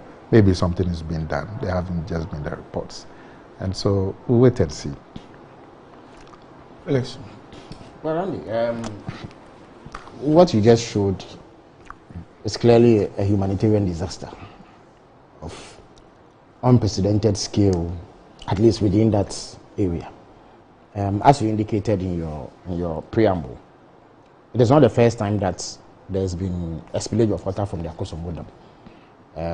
If I remember correctly, the latest one before this one was in 2010, which is barely over a decade ago. So that presupposes that spillage of water from the dam is something that the VRA and its officials and employees are familiar with. It is in fact part of their operations, and I'm sure the very fact that the dam has gateways that can be opened to allow that spillage means that they factored it into the planning of the dam itself. I would also like to believe that given that VRA is one of the most structured organizations we have that has considerable expertise, they have systems in place that, first of all, let them know well in advance the level of water that they are to expect in the dam this season. I'll be very shocked if they do not either have a department that deals with meteorology or that they do not have very close working relationships with the meteo department for them to be apprised of what to expect in terms of rainfall volumes and how it will impact the dam. If that is not there, I'll be extremely surprised. It means that then there's a deficiency in the work of that organization, because it's one of the most respected we have in the country because of their track record and what they've done over the years. In addition to that, I would also expect that they have a system that enables them determine the level of damage to persons living downstream if they have to do this sort of spillage based on information they would have received on the amount of water they were to expect from the dam. So if this information is available, I do not see why we should have this sort of catastrophe. Some displacement, some effects or impacts on people living in the catchment area of the dam is to be expected. But I do not expect that it will reach this scale, given that we are in a modern age, and it is much easier to predict and plan for this sort of disaster. It means that there has been some serious level of dereliction of duty and responsibility on the part of the VRE. And it is inexcusable because the impact that this has had on people whose houses have been submerged, some of them, as you indicate, have collapsed. Their entire livelihood has been disrupted, schools have been affected, people have been cut off from civilization, essentially, because of this happening. It's a major tool which should not have happened. And I do not see why people in VRA should not be held responsible for this. I mean, anywhere else, there will be inquiries by now to find out exactly what happened. So they say that the residents were informed. Now, a number of the victims, especially those who the Ghanaian Times spoke with, said that they were complaining that their belongings and livelihood had been destroyed, and they wondered why the VRA gave them such short notice to evacuate. Exactly. First of all, it is not sufficient to say they've been informed. If you anticipate that there will be such a disaster, you have a certain responsibility to enforce the evacuation order, as is done in some places. Again, even the so-called information, as reported by Ghanaian Times, was too short to afford the affected people sufficient time to prepare for this sort of disaster. So it is by no means acceptable. And I think that as a country, we ought to take these things a bit more seriously than we are doing. Lives are at stake. It is gratifying that till now there has been no reported deaths, but I'm sure that there have been injuries and some major health crisis arising out of this one. Even the disruption of the livelihoods alone, given the times we are in and the economic hardships we face, is something that is unbearable for people. And if you look at the vast swathes of lands and catchment area that has been affected by this, it is a major disaster, which in my view should have been avoided. Yes, the spillage is necessary in order to secure the integrity of the dam, but I cannot accept that in this day and age nobody could have predicted this or projected the level of impact and destruction that it will wrought if it did happen. And it is clear that there was inadequate preparation. It did not appear like the authorities concerned gave any regard to the suffering and pain that this thing will cause. And I don't think that that kind of conduct or behavior ought to be countenanced any further. People have to live up to their responsibility. Now, it is bad enough that the spillage has occurred and it has had this sort of impact, but the response to it has also been woeful. I'm not aware of any form of response, organized response to this in order to alleviate the plight of those. Well, the VRA says that it has given relief items to NADMO, and they are even asking NADMO to ensure that the items get to the right victims. I mean, but the pictures you showed me does not look like they have it under control. The size and scale of the disaster clearly has overwhelmed them. I'm not certain, I'm not sure that whatever relief items the VRA says that's given NADMO will be sufficient to alleviate the plight of these people. It appears that higher authorities with more resources would have to step in order to ensure that there is a timely and adequate response to this. It does not appear to me. Shouldn't we be thinking about a relocation of yes, but I was going to make that in point. This area because for those who also are keenly following climate change. Yeah. So, for example, I have this text from Amin in Tamale who says that gradually climate change effect is setting in. Here in the north, we're experiencing our longest rainy season. The rain started in February this year, and it's still raining. Those who harvested early are finding it difficult to dry their produce, while some are finding it very difficult to harvest due to flooding or muddiness in the fields. So this particular year, the rainfall has been very complicated. And of course, for even those of us in Accra, it rained last night, it's raining, yes, it's raining this morning. Now, would we have a situation where the water recedes, the people get back, they try to clean up their place and all that, then maybe in another 5 years or 2 years or 10 years, it happens again. Yeah, but that's the point I was making about enforcement. You see, I'm certain that if you go into VRA's operations and activities, they do know that within a certain radius, nobody should be building a settlement around the dam. I'm very certain of that. But it has not been enforced. But People this have has watched gone, on. Felix, this has gone beyond because now even Sugakope. Yes. All those places. So yes, it's not just about not just the catchment area. Maybe people who you see as encroachers. Exactly. But the point is that even if the effects of this extends beyond the immediate environs of the dam, what it means is that because of the potential for this sort of disruption to occur, the area that is likely to be affected by this sort of activity can be mapped and developments around it regulated and controlled in a manner that mitigates this sort of disaster. So nobody can be excused for failing to enforce regulations that could have prevented this. And it's a certain culture that we need to guard against as a country. There's too much laxity, in the way that we plan communities, in the way that we factor in some of these things. This dam has been around for decades. It's not the first time that there's been spillage. Maybe it has occurred on a minor scale previously, but surely those who are in charge know that there's potential for this sort of major spillage. And if this happens, this will be the effect. Yet, I'm yet to see any plan or any effort over the period to safeguard these people and ensure that they don't do things that put them in harm's way. And it is something that we need to admit. I don't think that the VRA has done well in this particular instance. If it was beyond their control in terms of ensuring that people do not put themselves in harm's way, they could have enlisted the assistance of higher authority. But I am appalled by the nonchalance and lack of interest by central government in this. You raise the issue of what constitutes a national disaster. This clearly is a national disaster. Indeed, when on Saturday there were some developments in the Gaza Strip, the president was quick within hours to tweet his solidarity and support. I have not seen similar attention paid to this one, and it's becoming a pattern where the president appears to take interest in external development, more interest in external developments than internal developments that affect the very people who gave him the mandate to govern them. So I expect a certain level of seriousness. I expect that in addition to whatever it is that VRA says it has provided to that more funding is released. Because in this country, when it is necessary, government finds money to do things that do not necessarily constitute a priority.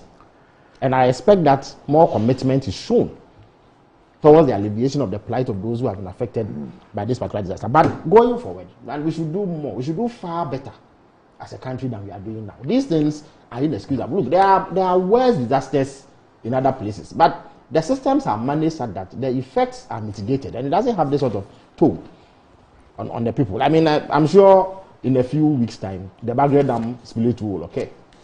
And if it has not occurred already. It has. Well, and I'm sure on a yearly basis, it's become a ritual. People expect. And to be honest, it appears that the warning about the Bagre Dam is really more pronounced than even ours. Exactly. Because that will happen literally every year. Absolutely. But the Burkina authorities inform us. Yes. And then we also inform. Yes. But just a minute before. I also do hope that even as we speak about this, the authorities at VRA have adequate measures to safeguard the dam itself. Because this is a dam that's been in place for 6 decades and over, if I'm not mistaken.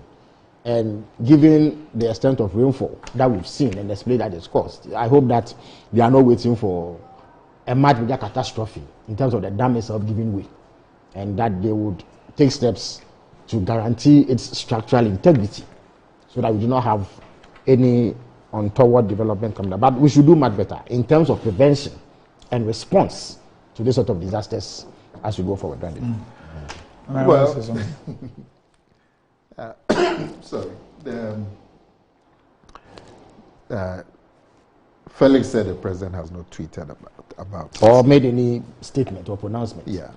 Or even issued a formal statement. No, I don't have a problem. Yeah, I'm sure if it hasn't been done, some solidarity from the highest level will be in order. I mean, there shouldn't be a problem with that at all. But we should also know that it's not every disaster that can be prevented. In this particular case, you cannot prevent the spillage.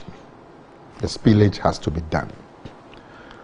Now, if the spillage hasn't been done through the 6 gates before, and they are saying that this is the first time that they are opening the 6 gates, So obviously they would anticipate that the flooding will be a bit more widespread than some of the other spillage where they will open 2 gates or 1 gate or 3 gates. But to open all the 6 gates, definitely the extent of flooding will be much more.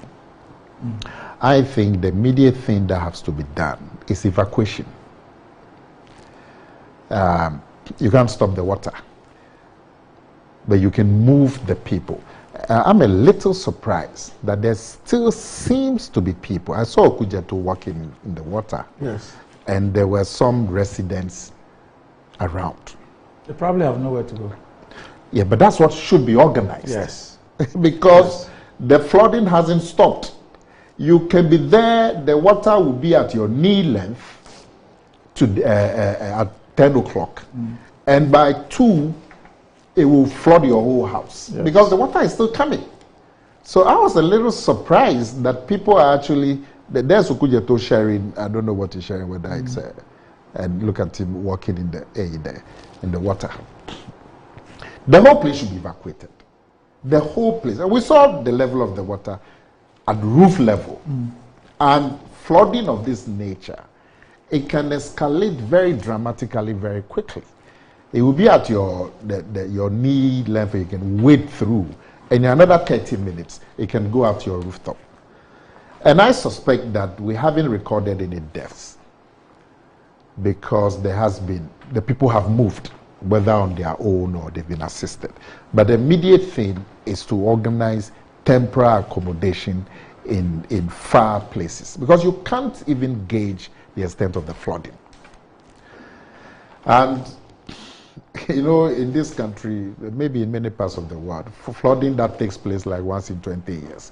If you are going to say people should move, they will mind you. You know, they will say, look, you after the flooding will come back. These are the ancestral homes and so on. And how much space are you going to keep from the river? Are you going to say a 2 kilometer away from the river, there should be no settlement? People will mind you. And that would be a lot of land to be lost. So we should plan the mitigation, the evacuation to temporary structures until the floods abate. And then when it abates, the helping people to rehabilitate, get their livelihoods together, get their homes together. That is crucial. But now that the water is coming, the immediate thing is getting the people to move out of the catchment area. Look at the flooding. Yeah. All right. So let's move on to some other news. Yesterday in the afternoon, we had news of this particular issue in the courts. Atuesian jailed 15 years for stealing and money laundering. And Lawrence Vomafa Akpalu reports on page 3 of the Ghanaian Times that the former chief executive officer of the defunct Capital Bank, Atuesian, was yesterday sentenced to 15 years imprisonment with hard labor by an Accra High Court. This comes after he failed to fully pay back to the state 90 million cedis as part of the plea bargaining agreed upon by the court. Mr. Essien had earlier agreed to pay the 90 million in installments, but failed to do so despite several lifelines given him since December 2022. He pleaded guilty to 16 counts of stealing, money laundering, and conspiracy to steal for his role in the collapse of Capital Bank. And he had paid 30 million upfront in December 2022 and was required to pay 20 million as the first installment of the 60 million outstanding amount by April 28, 2023. He was only able to pay 5 million cedis in May. He was given until July 4 to liquidate his assets and pay the state 55 million. But this deadline elapsed without any payments made. The state had no option than to submit a request to the court seeking a custodial sentence in line with their agreed terms. And counsel for the convict had pleaded with the court to give the convict 6 more months to pay. But the court, presided by Justice Eric Che Bafo, would have none of that.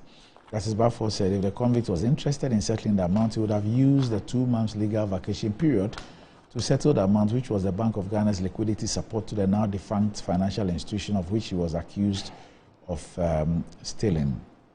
And so they give the facts of the case. And they say that a major condition of the agreement was that the court would not hesitate to impose a custodial sentence if he missed any of the payment deadlines. But as of April 28, Mr. Essien had not paid all the 20 million due to be settled. And the state filed an application on May 2, 2023 to get a custodial sentence imposed on him, But that application was not heard, as the presiding judge, Justice Eric Chebafo, gave him about 6 months to redeem himself.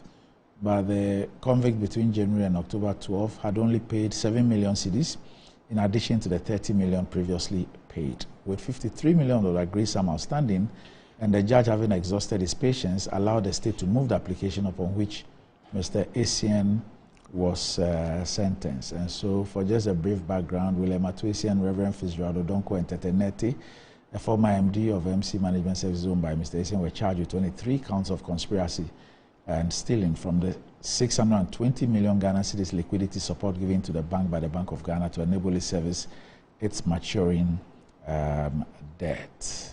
Okay. All right, Felix, let me start off with you. And the AG says that they will still pursue him for the 53 million debt. And there's been also some explanation as to what happened in court. And the judge, I'm told, also said that once he settles the money, he walks. It's a conditional sentence. Yes. All right. So it's just perhaps a punitive measure to put pressure on him to pay up. Well, there's not much to say beyond the fact that, at least on the face of it, it appears the right thing to do. If somebody has engaged in a violation of the law in a manner that has created difficulties for the state certainly has the rights and responsibility to exert its pound of flesh and ensure that that ill is corrected. So in terms of the processes and what have you, there cannot be any difficulty, except that there have been some memories that other more prominent members of society who are believed to have had a part in this have been let off the hook, and that some less prominent persons have been made scapegoats in this whole endeavor. It is important for those who have the authority to do so to address those concerns so that there seems to be equity and fairness in the way that these matters are addressed. But the prosecution notwithstanding, it does not excuse government from the way that it has handled this whole banking sector thing. It is possible to hold those who may have violated the law and acted contrary to the interests of the state while saving the banks themselves in order to forestall all the problems that we have had. We do know, Randy, that an asset quality review conducted in 2016, just before the NDC left power, showed that a number of banks, about 8 of them, were in distress. But what was required to bring them back to a position of financial health was something in the region of 9 billion Ghana cedis. And that arrangement was going to ensure that the state recovers that investment over time after proper management practices have been put in place. The Akufo-Addo Bawumia government took over, and in a manner that mirrored some form of vindictiveness, selectively decided to collapse on banks and said that they had spent a colossal 25 billion Ghana cedis doing so at a time when there was a report.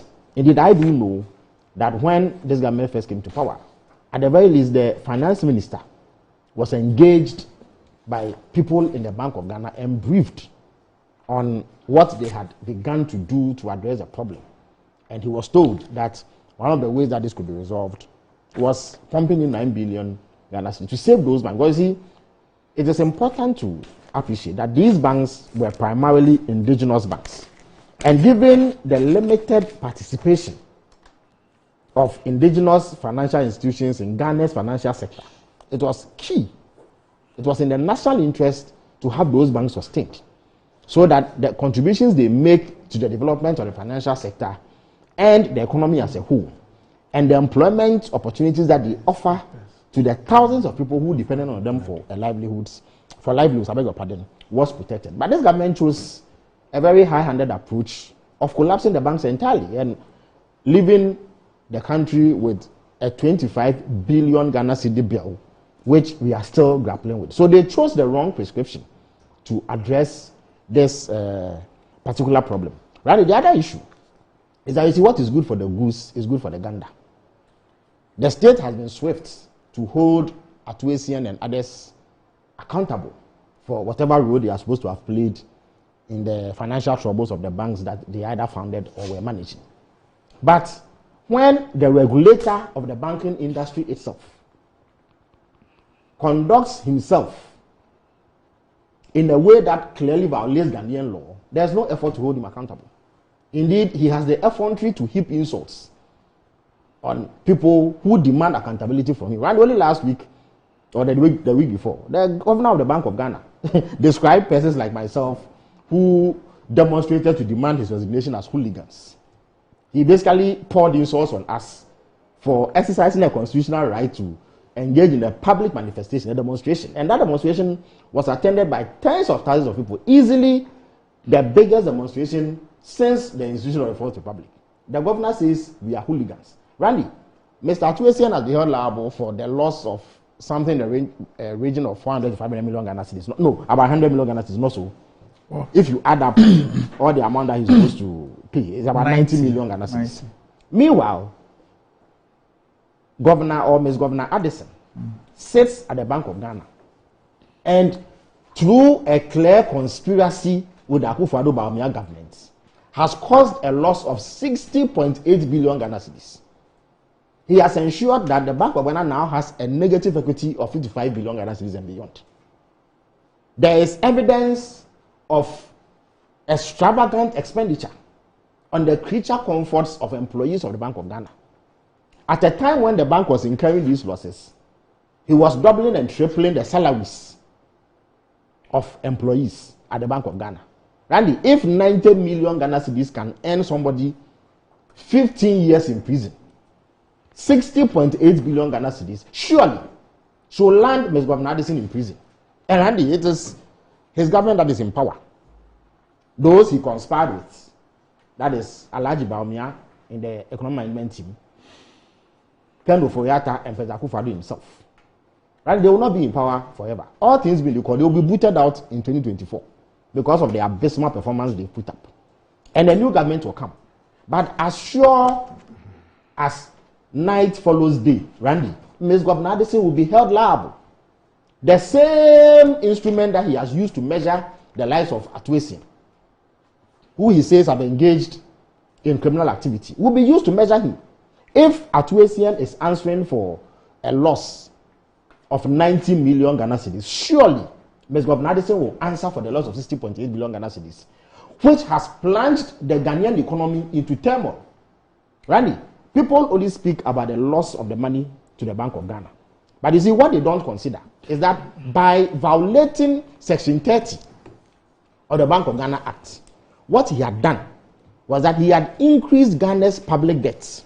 He had made it more unsustainable. And you know that all the economic difficulties we are facing today, the hardships, the rampant increases in price of goods and services, the slump in the dollar, the high inflation rates, the atrociously low growth rates, the high budget deficits that we have, the massive defaults we have incurred, the very painful and callous withholding of people's investments in bonds through the domestic debt exchange, which, by the way, Nana Akomia's boss, Alhaji Bawumia, has doggedly refused to speak about. He has sought to distance himself, and I'm sure Nana Akomia will advise him to distance himself so that he cannot be associated with it. But he lies bad, as we say in local parlance. He will own that thing. 100 billion Ghana cedis is what people have lost. Randy, all of that stems from our unsustainable debts. It reached nearly 600 billion Ghana cedis by the close of last year. And Governor Addison alone contributed 77 billion Ghana cedis to it. That is what got us downgraded. That is what got us to default. And that is what has precipitated this calamitous collapse of our economy. So it is not just the loss to the bank, but the impact it has had on the economy. Again, inflation. Yesterday or the day before, it was announced that inflation now stands at 38.1, which is very, very high. Very, very high. That activity, the movement in inflation, was largely occasioned by the printing of that money. Money that is not going to productive activity, that was chasing fewer goods. Randy, the World Bank reports that because of that activity, about 850,000 Ghanaians have been plunged into poverty. About 1 million bondholders have been deprived monies that they depended on for sustenance. All of this stems from our public debt. And Governor Addison's printing, illegal printing, unlawful printing of this money contributed to our public debts. It has contributed to the decline in the value of our currency because, as the bank itself reported a few weeks ago, and within a space of 2 years, the bank lost $6.3 billion in reserves. And that happened because investors ferreted out their monies. Within a space of a few months, investor holdings in our bonds dropped from 40% to just 16% because they didn't have confidence in our economy. They saw that we were using about 92% of our revenue to service public debt, and they saw that our debt was unsustainable. So they began to move their money out of this economy, which then triggered the collapse in our currency. At a point, the cedi was exchanging for 17 cedis. Currently, there are forex bureaus in which you get it for 12.5 Ghana cedis to $1. So the overall effect of the printing of that money is not just the loss to the bank itself, which constitutes the loss of public funds to the Ghanaian people. It is the impact that it has had on the economy.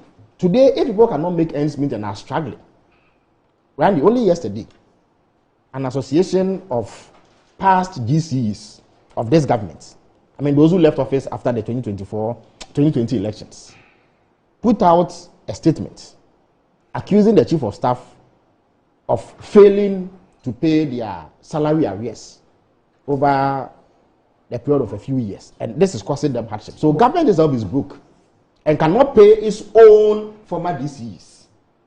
And all of this stems from the mismanagement of the economy that Governor Addison and Akomia's boss Alhaji Bawumia and Kenufriata, the triumvirate, the axis of evil, to borrow George Bush's words, have foisted on the people of this country. So when we look at that matter, it is not just the loss to the bank. The implications are much wider. And if at least for mismanaging one bank, and at least in the eyes of the court, pocketing 90 million Ghana cedis or losing 90 million Ghana cedis to the bank, is doing jail time for 15 years. Such harsh punishment has been imposed on him. How does Governor Addison escape punishment for 60 billion? So Nana Komi and Co are in power. They can show them what they want. But roughly by 7 January 2025, there will be a new government helmed by President Mahama.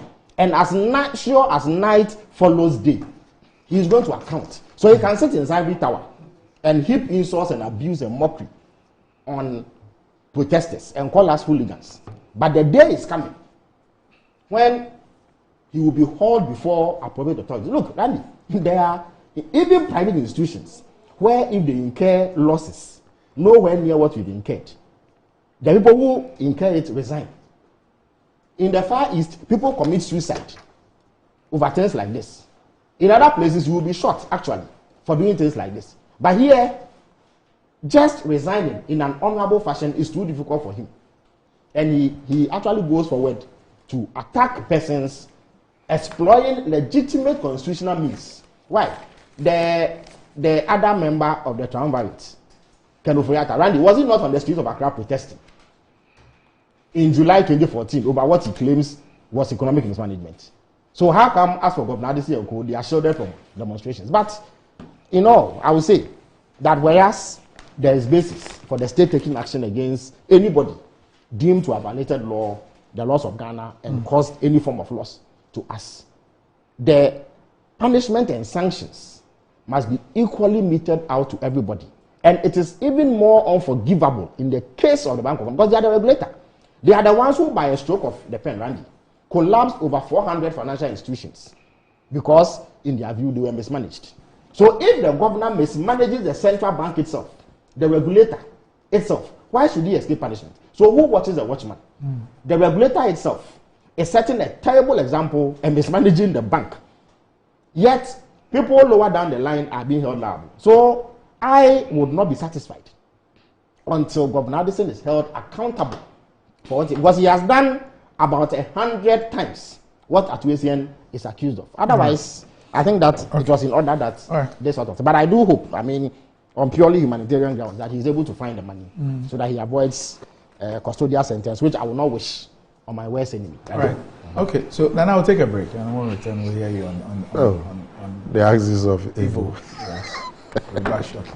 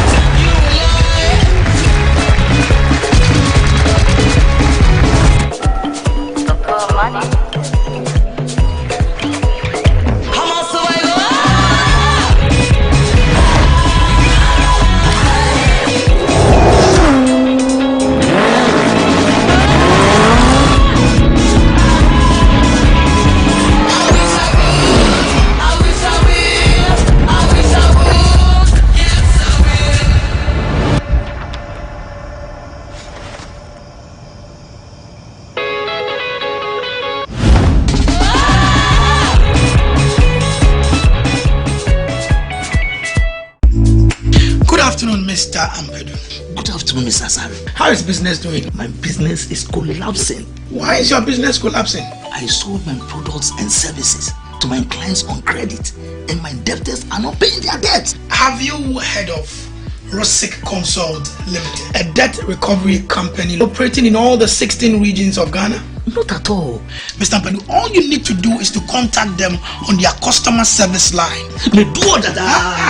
I recommend Rosic Consult Limited, a debt recovery company to financial institutions, businessmen and businesswomen, other companies, and also individuals. Rosic Consult has 98.4% debt recovery rate. We have professional debt recovery managers. You are assured of swift debt recovery. No recovery, no commission. For Rosic Consult Limited, no more write-offs. And we pre-finance the recovery ourselves. Ready for something refreshing and great tasting? For your kids' enjoyment? Angel Cola. For your graduation enjoyment? Angel Cola. Beach hangout? Angel Cola. For all your refreshing moments? Angel Cola. For your parties, get-togethers, events, and celebrations, enjoy a chilled bottle of Angel Cola. Radio Grandma, today is your day. Over to you. Thank you. Enjoyment Cola. Angel Cola. The Enjoyment Cola. Enjoy all your moments and fun time with Angel Cola. This advert is FDA approved. Inside Black Star Press Limited, grow inside the invective minds, evolving concepts, and the creative trends. The printing press you need now. Witness the beauty, diversity, and natural wonder with our works. Inside Black Star Press Limited, in association with Lionhead Group of Companies. Call us now on 0200-880-000 for all your print works. Black Star Press Limited, a worldwide reputation for quality printing.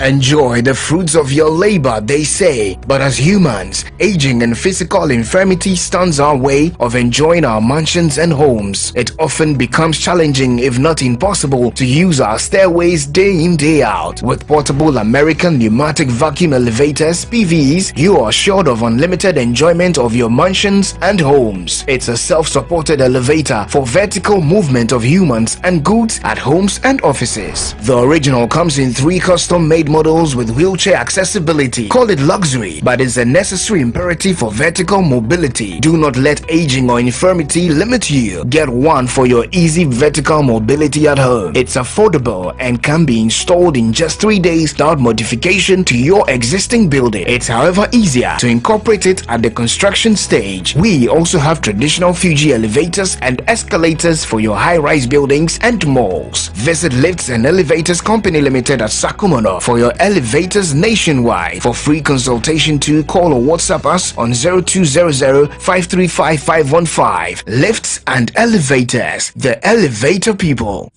Betway is your gateway to a theme park full of gaming excitement. A whirlpool of wonder where your favorite games come to life. Where you can take to the skies with max payouts that reach into the millions. All in the palm of your hand. Visit betway.com.gh. Terms and conditions apply. Betway is regulated by the Gaming Commission of Ghana. No under 18. Bet responsibly. Betway. Bet your way. In life, choice is good, but choice plus safety is way better. Your safety and comfort is paramount. Under the cylinder recirculation model, you can buy LPG in a safe environment. All cylinders are inspected and maintained to the best safety standards, so your safety is assured. Just take your empty cylinder to the nearest exchange point and swap it for a filled cylinder. Different cylinder sizes will be available to meet your pocket size. Imagine cooking in a smoke-free environment. This will improve the health and well-being of you and your family. Choose LPG in a safer model of distribution. Cylinder recirculation model. Securing your safety, creating more jobs. A message from the National Petroleum Authority under the patronage of the Ministry of Energy. Step into success with Accra Business School. Boost your career with a prestigious MSc degrees from KNUST. Pick from Human Resource Management, Communication and International Relations, Public Affairs. In just 12 months, our MBA can be yours. Dive into our BSc programs in IT Security and Cybercrime, IT Management and Business and Management, endorsed by top universities in Ireland and Wales. We offer flexible entry, payment and learning options. It's time to unlock your potential and take flight. Visit www.abs.edu.gh or dial 0263 888 555. Let Accra Business School elevate your future today. At St. Michael's Specialist Hospital, we bring you world-class experience in medical diagnostics at affordable prices. Our cutting-edge medical technology, which includes CT scan, X-ray, and ultrasound, produces high-quality diagnostic images you can trust. With our in-house MDS Lancet laboratory, we guarantee reliable and accurate results. Enjoy the comfort of our spacious and luxury waiting room in our imaging department. Whilst waiting for your results, you can enjoy food and snacks in our comfortable cafe. Our medical doctors are available for consultation after your results. St. Michael's Specialist Hospital, your trusted partner for all your diagnostic needs. Diagnose equipment bira out here for say the best area. They have it here. Don't make mistake. Don't rush uko abuchre akusango yare. Through St. Michael's Special Hospital, everything is closer to you here. For more information about our various health screening packages, visit our website at www.smsh.com.gh or call us. St. Michael's Specialist Hospital. Exceptional care for exceptional people. Over 18 years in business, Appointed Time Printing Limited has delivered quality service to some of Ghana's well-known brands. With our equipment capacity, we are able to deliver 1,500 pieces of polo and t-shirts in 1 hour. This is only possible with us. For retailers and wholesalers, we offer for sale high-quality polo shirts and t-shirts in different colors at affordable prices. We have a one-stop shop for all creative designs and billboards, 3D signages, flexi banners, car branding, stickers and posters. Locate us at the old GNTC building near Swansea Shopping Arcade, Accra. Contact us on 0501 454165, 0501 454167. Connect with us on Instagram, Twitter and Facebook at Appointed Time GH. Appointed Time Printing Limited. Our printing is a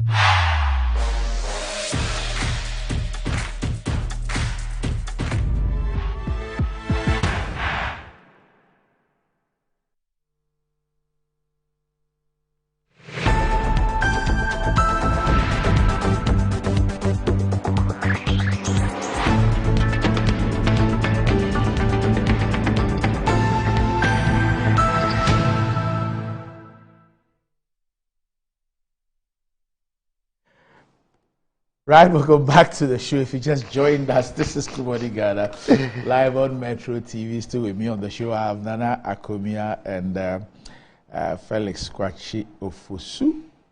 And, well, are you tired of compromising on the quality of your furniture? Look no further.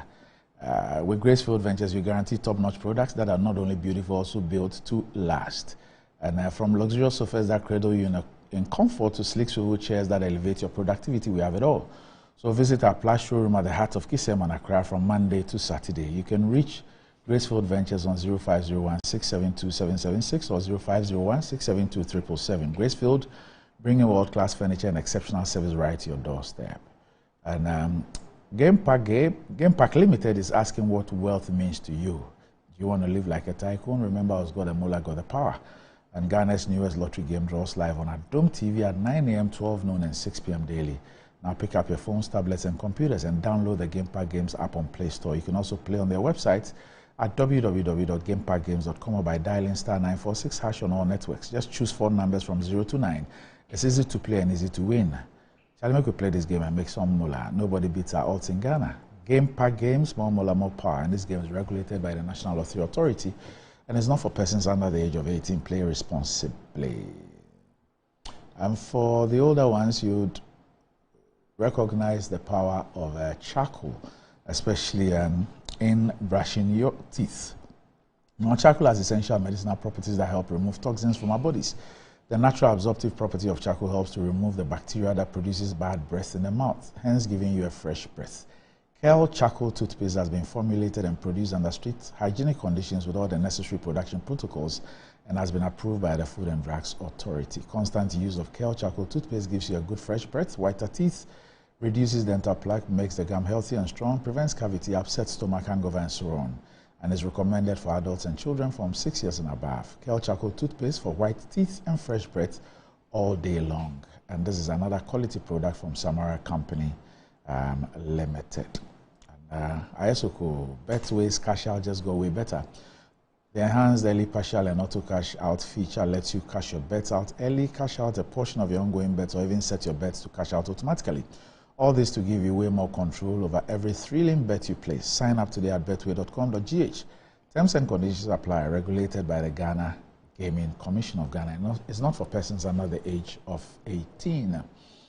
And if you're thinking about alternative medicine, look no further than Amen Alternative Medical Hospital, and is one of the best alternative medicine hospitals in Ghana.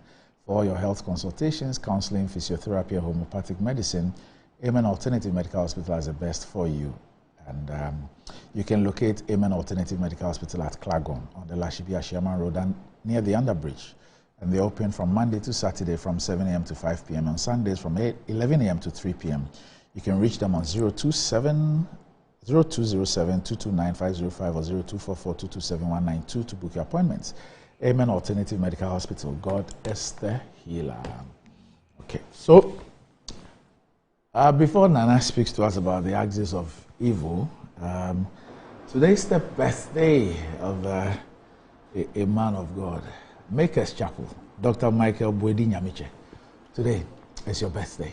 So happy birthday to you, Dr. Michael Bwedi Nyamiche of the Maker's House Chapel. I wish you the very, very best. It's also the birthday of Helga Bwedi, who's the former CEO of the NEIP. So Helga Bwedi, happy birthday to you. It's also the birthday of Naima from your husband and children. Naima, happy birthday to you. Mama Selinam Eku Annabelle, happy birthday from you. Dad and your mom, Mr. and Mrs. Agbeko Ben Kofi, happy birthday to you, Mama Selinam Eku Annabelle. Nana? You know, Felix, as usual. Yes. Bombastic Felix. Yes. No, throwing a lot of heat, but no light. That title belongs to him now. He's the one who is. And let me show you why you've been throwing a lot of heat, but no light. At one point, Randy was scared. About what? As to it was a play on the words. That's everybody. I was just checking the door whether some people were coming. You know, it made you very frightened. You know, the way Felix was going on, I could see you were alarmed and you were looking at the door. You know, why have you asked about me to keep quiet on economy? You see, so the last time he told me that he would speak. Felix, in the height of the crisis, we should wait for a special time for him to speak. Felix of Osukwache, can I? No, but it's an important point. You manage this. Let me start with this. Felix's bombastic language, which I am saying to you. There's just a lot of bombast, nothing else to it. So let's have the language. He says that the Bank of Ghana's governor has described them as hooligans. I agree that that's an unfortunate turn of phrase to describe Ghanaians, some of them quite prominent, leaders in parliament, members of parliament and so on, as hooligans. And I thought that description, if true, is unfortunate. But, you know, Randy, when you look at this demonstration they did, Occupy Bank of Ghana, it has given rise to so much bombastic language. We had one member of parliament inviting the cameras and speaking into the camera the kind of profanity in Ghana that I'm sure even you, Randy, being a very, astute, die-in-the-wood Ghana, you were shocked. Called the cameras and spoke extreme profanity into the cameras. He has apologized. Now, you get members of parliament describing citizens of Ghana in very derogatory words. Watchman. Because the head of security had been appointed to come and receive the petition. And they said a mere watchman had been sent to receive the petition. You say you are fighting for the masses. And then you describe other people in such derogatory terms. You are fighting for equity, yet your hands are not clean. Describing somebody as mere watchman who have been sent. Apart from the fact that the man is the head of security, with professional qualifications that equal the ones that you have, is a lawyer and all of that, and reports directly to the governor of the Bank of Ghana. Even if he didn't have all of those as things. a wing commander. Even if he didn't have all those things. Why would you describe somebody, a Bank of Ghana official, as watchman? And so that didn't deserve any attention. And yet you say you are fighting for the masses. Then you come to Felix. And he is complaining about the hooligan words that have been used, which I agree.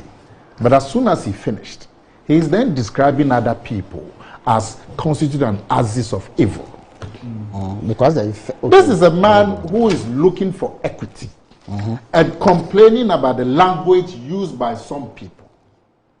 And as soon as he finished, he then used even more devastating language than other people, describing them as evil. Huh? Felix, you are crying, asking us to cry with you because of hooligan. And then you are happy to see people as considered an axis of evil. This is what we are faced with. Even you were scandalized. Now, Red herring. That's all I get you is Latin than that. Red herring, yes. Sidetracking. He's even describing me as a red herring. Not you. That's a red herring strategy. My comment. You are sidetracking the main issues. He's even describing my comments as red herring. Look at it. Some people are axis of evil. Other people's comments are red herring. Red herring. Yeah. And then you are crying about hooliganism. This is what we have been offered this morning. Now, he says that there's been illegal printing of money and that there's a conspiracy between the Bank of Ghana and Bawumia and Akufo-Addo. I don't know about the illegal printing of money. The Bank of Ghana says it supported the government with 60 billion in the year 2022. It says that the only time that it supported government with financing, deficit financing, was in 2 years. The 2020 when there was COVID, and then 2022 when there was the pandemic. You are saying it is illegal. Well, that one will leave it for the courts to decide. But let me point out to you that the Bank of England, which is probably the oldest central bank in the world, they printed 150 billion pounds sterling to support the British government during this crisis. Really? Anna? Yeah, 150 billion. Anna, are you sure about that? Check it. No. Oh, no, check it. I know. How much did they print? No, I know the thing about the Bank of England. It was not money printed for the British government. No, to support the government. They didn't print money for the British government. They didn't provide budgetary support. They didn't. So what did they do? They bought. I think there were some bonds. It has nothing to do with government. Okay. Yes. Hey. Yes. I'm saying. Yes. They spent 150 billion to support the government. No. They were not just buying bonds. No. What did they buy the bonds for? No, they did not. Nana, they did not print money for the UK government. It didn't happen. So what did they do? That's what I'm telling you. That they bought bonds. There were bonds that they were not state. I've forgotten a figure, but some serious figure. To do what? Yes. It was not to support government. They didn't print money for government. It was to support government. No. What happened in Ghana is not what happened. So why did they buy the bonds? I will just give you the details. When I'll give you the details. The finance minister came, the chap from Ghana. Kwatin. Yes. That period. Yes. That was the time they had to incur that loss to support government. When the pound sterling was, the bottom had gone out and they were falling. Check it. Even the Federal Reserve of America spent a lot of money to bail out the American government. Go and check the amount of money that they had to spend. Now, the Bank of Ghana also, with the government of Ghana locked out of the financial system, had to bail out the government. If you say they should have gone through some procedures, I hear somebody say that they should have informed Parliament and so on. If those procedures were not followed, we can look at it. But to come here... But that's the whole point. That's what makes it illegal. No, as for because the law is clear on what to do in times like this. Yeah, but if when you listen to Felix, he didn't say it's illegal. He said it's a conspiracy by an axis of evil. Now if somebody has violated the law, if somebody has violated the law, the Bank of Ghana, who has the bank to print the money? If they violated the law, how is that a conspiracy? Who asked the bank to print the money? An axis of evil? Who made the request for the support? Was it not government? So is it not a conspiracy? Is it not the finance minister acting on behalf of Anadi? So your boss? Is it because somebody made the request, or is it because they broke the law? Which is which? First of all, but anyway, you let me finish. So you have to make up your mind. Did they break the law, or they did somebody make the request? They did both of us. Okay. Now I'm saying to you that central banks across the world have incurred heavy losses to bail out their governments. The Bank of England, for example, incurred a loss of £150 billion sterling, not cedis, to bail out the British government. The USA, the Federal Reserve, has incurred a lot of losses, billions of dollars, to bail out the American government. So it's not just Bank of Ghana. But if you believe that they should have followed a certain procedure and they didn't follow it, that's a different matter. But to come and sit here and say it's a conspiracy between Bawumia and Akufo-Addo and the bank, and describe them in the terms that you did, is horribly unfortunate. And you should stop that. Now, in 2015, Randy, there was the same clamor in this country to remove the governor of the Bank of Ghana, Wampa, and the finance minister at that time. Because people thought that they hadn't handled the finances well.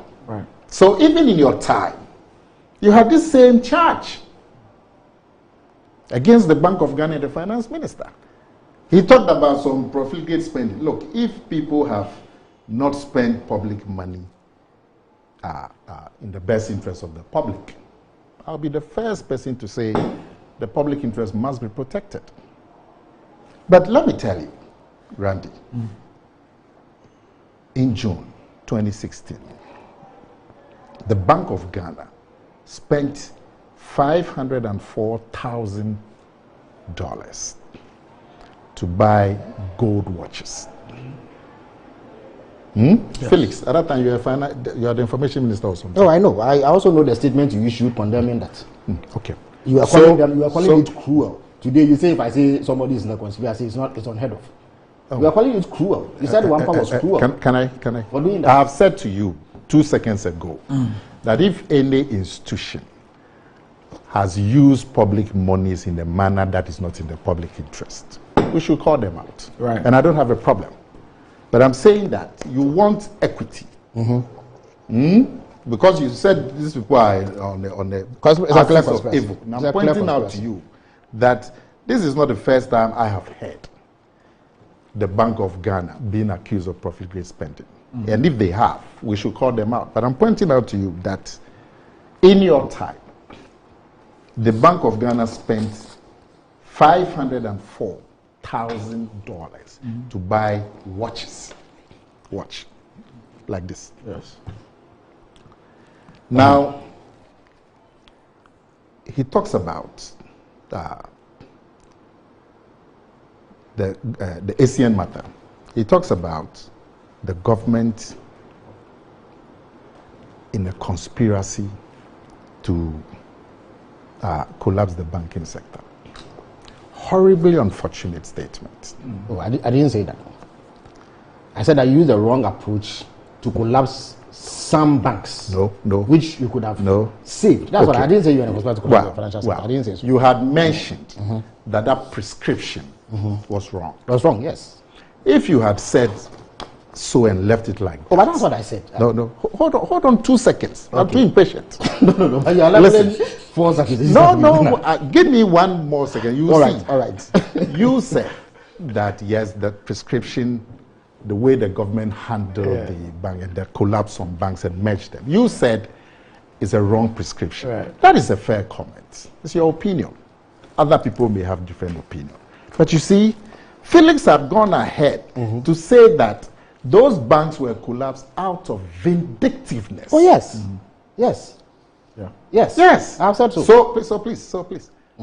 So right from the get-go, you have said that this was not anything that was done with the public interest. This was done out of vindictiveness. So it vitiates your aid. If you had just said, it could have been handled in a different way. How does it vitiate? If you can explain it to me. When you say it's vindictiveness, you've ascribed motives. Yes. And you have said that they acted in a way that wasn't in the public interest. Yes. If you had just said, I don't agree with what they did. No, it's not just a disagreement. Now let me go. I am saying that it was vindictive. Don't worry. That is not even my main point. All right. Go ahead. Now you say that some 9 billion was spent to collapse the banks. 25 billion. Felix mentioned 9. No, I said 9 billion could have been used to save them. 9 billion. You spent 25 billion. Okay. Yeah. Now what was that 25 billion spent on? What was it spent on? It was spent to pay 4 million Ghanaian depositors their monies in the bank. Up to now, even those of us institutional investors in the banks, like STC lost a lot of money because we had invested in some of these banks that were collapsed. And up to today, we haven't been paid a peso. And not just as I'm sure other institutions, because they're still exempted. Sorry? You were exempted. You got a haircut. You were exempted from the payments. No, the payments were done to individual, not to corporates. So institutional. No, institutional. We still have our monies locked. They are even still individuals. So it's individuals who got their accounts credited. So you lost out on the sector cleanup. Institutional investors. Yes. You lost Yes. And you've lost out on DDEP too. What DDEP? We don't have. No, maybe not you, but institutional investors also lost out on DDEP too. Yes. Well, STC hasn't lost anything on DDEP because we haven't borrowed any. Because they didn't have any here at the time. But I'm saying that even with that money that you claim, individual Ghanaians, 4 million, the money was spent because they would have lost their monies. And the monies was spent. Is a consequence exactly of the model that was chosen. Exactly. That once that model to clean the sector was done, this will be the repercussions. You have to show me how they would have gotten their monies through another model. But the reality that they faced was that they couldn't get their money.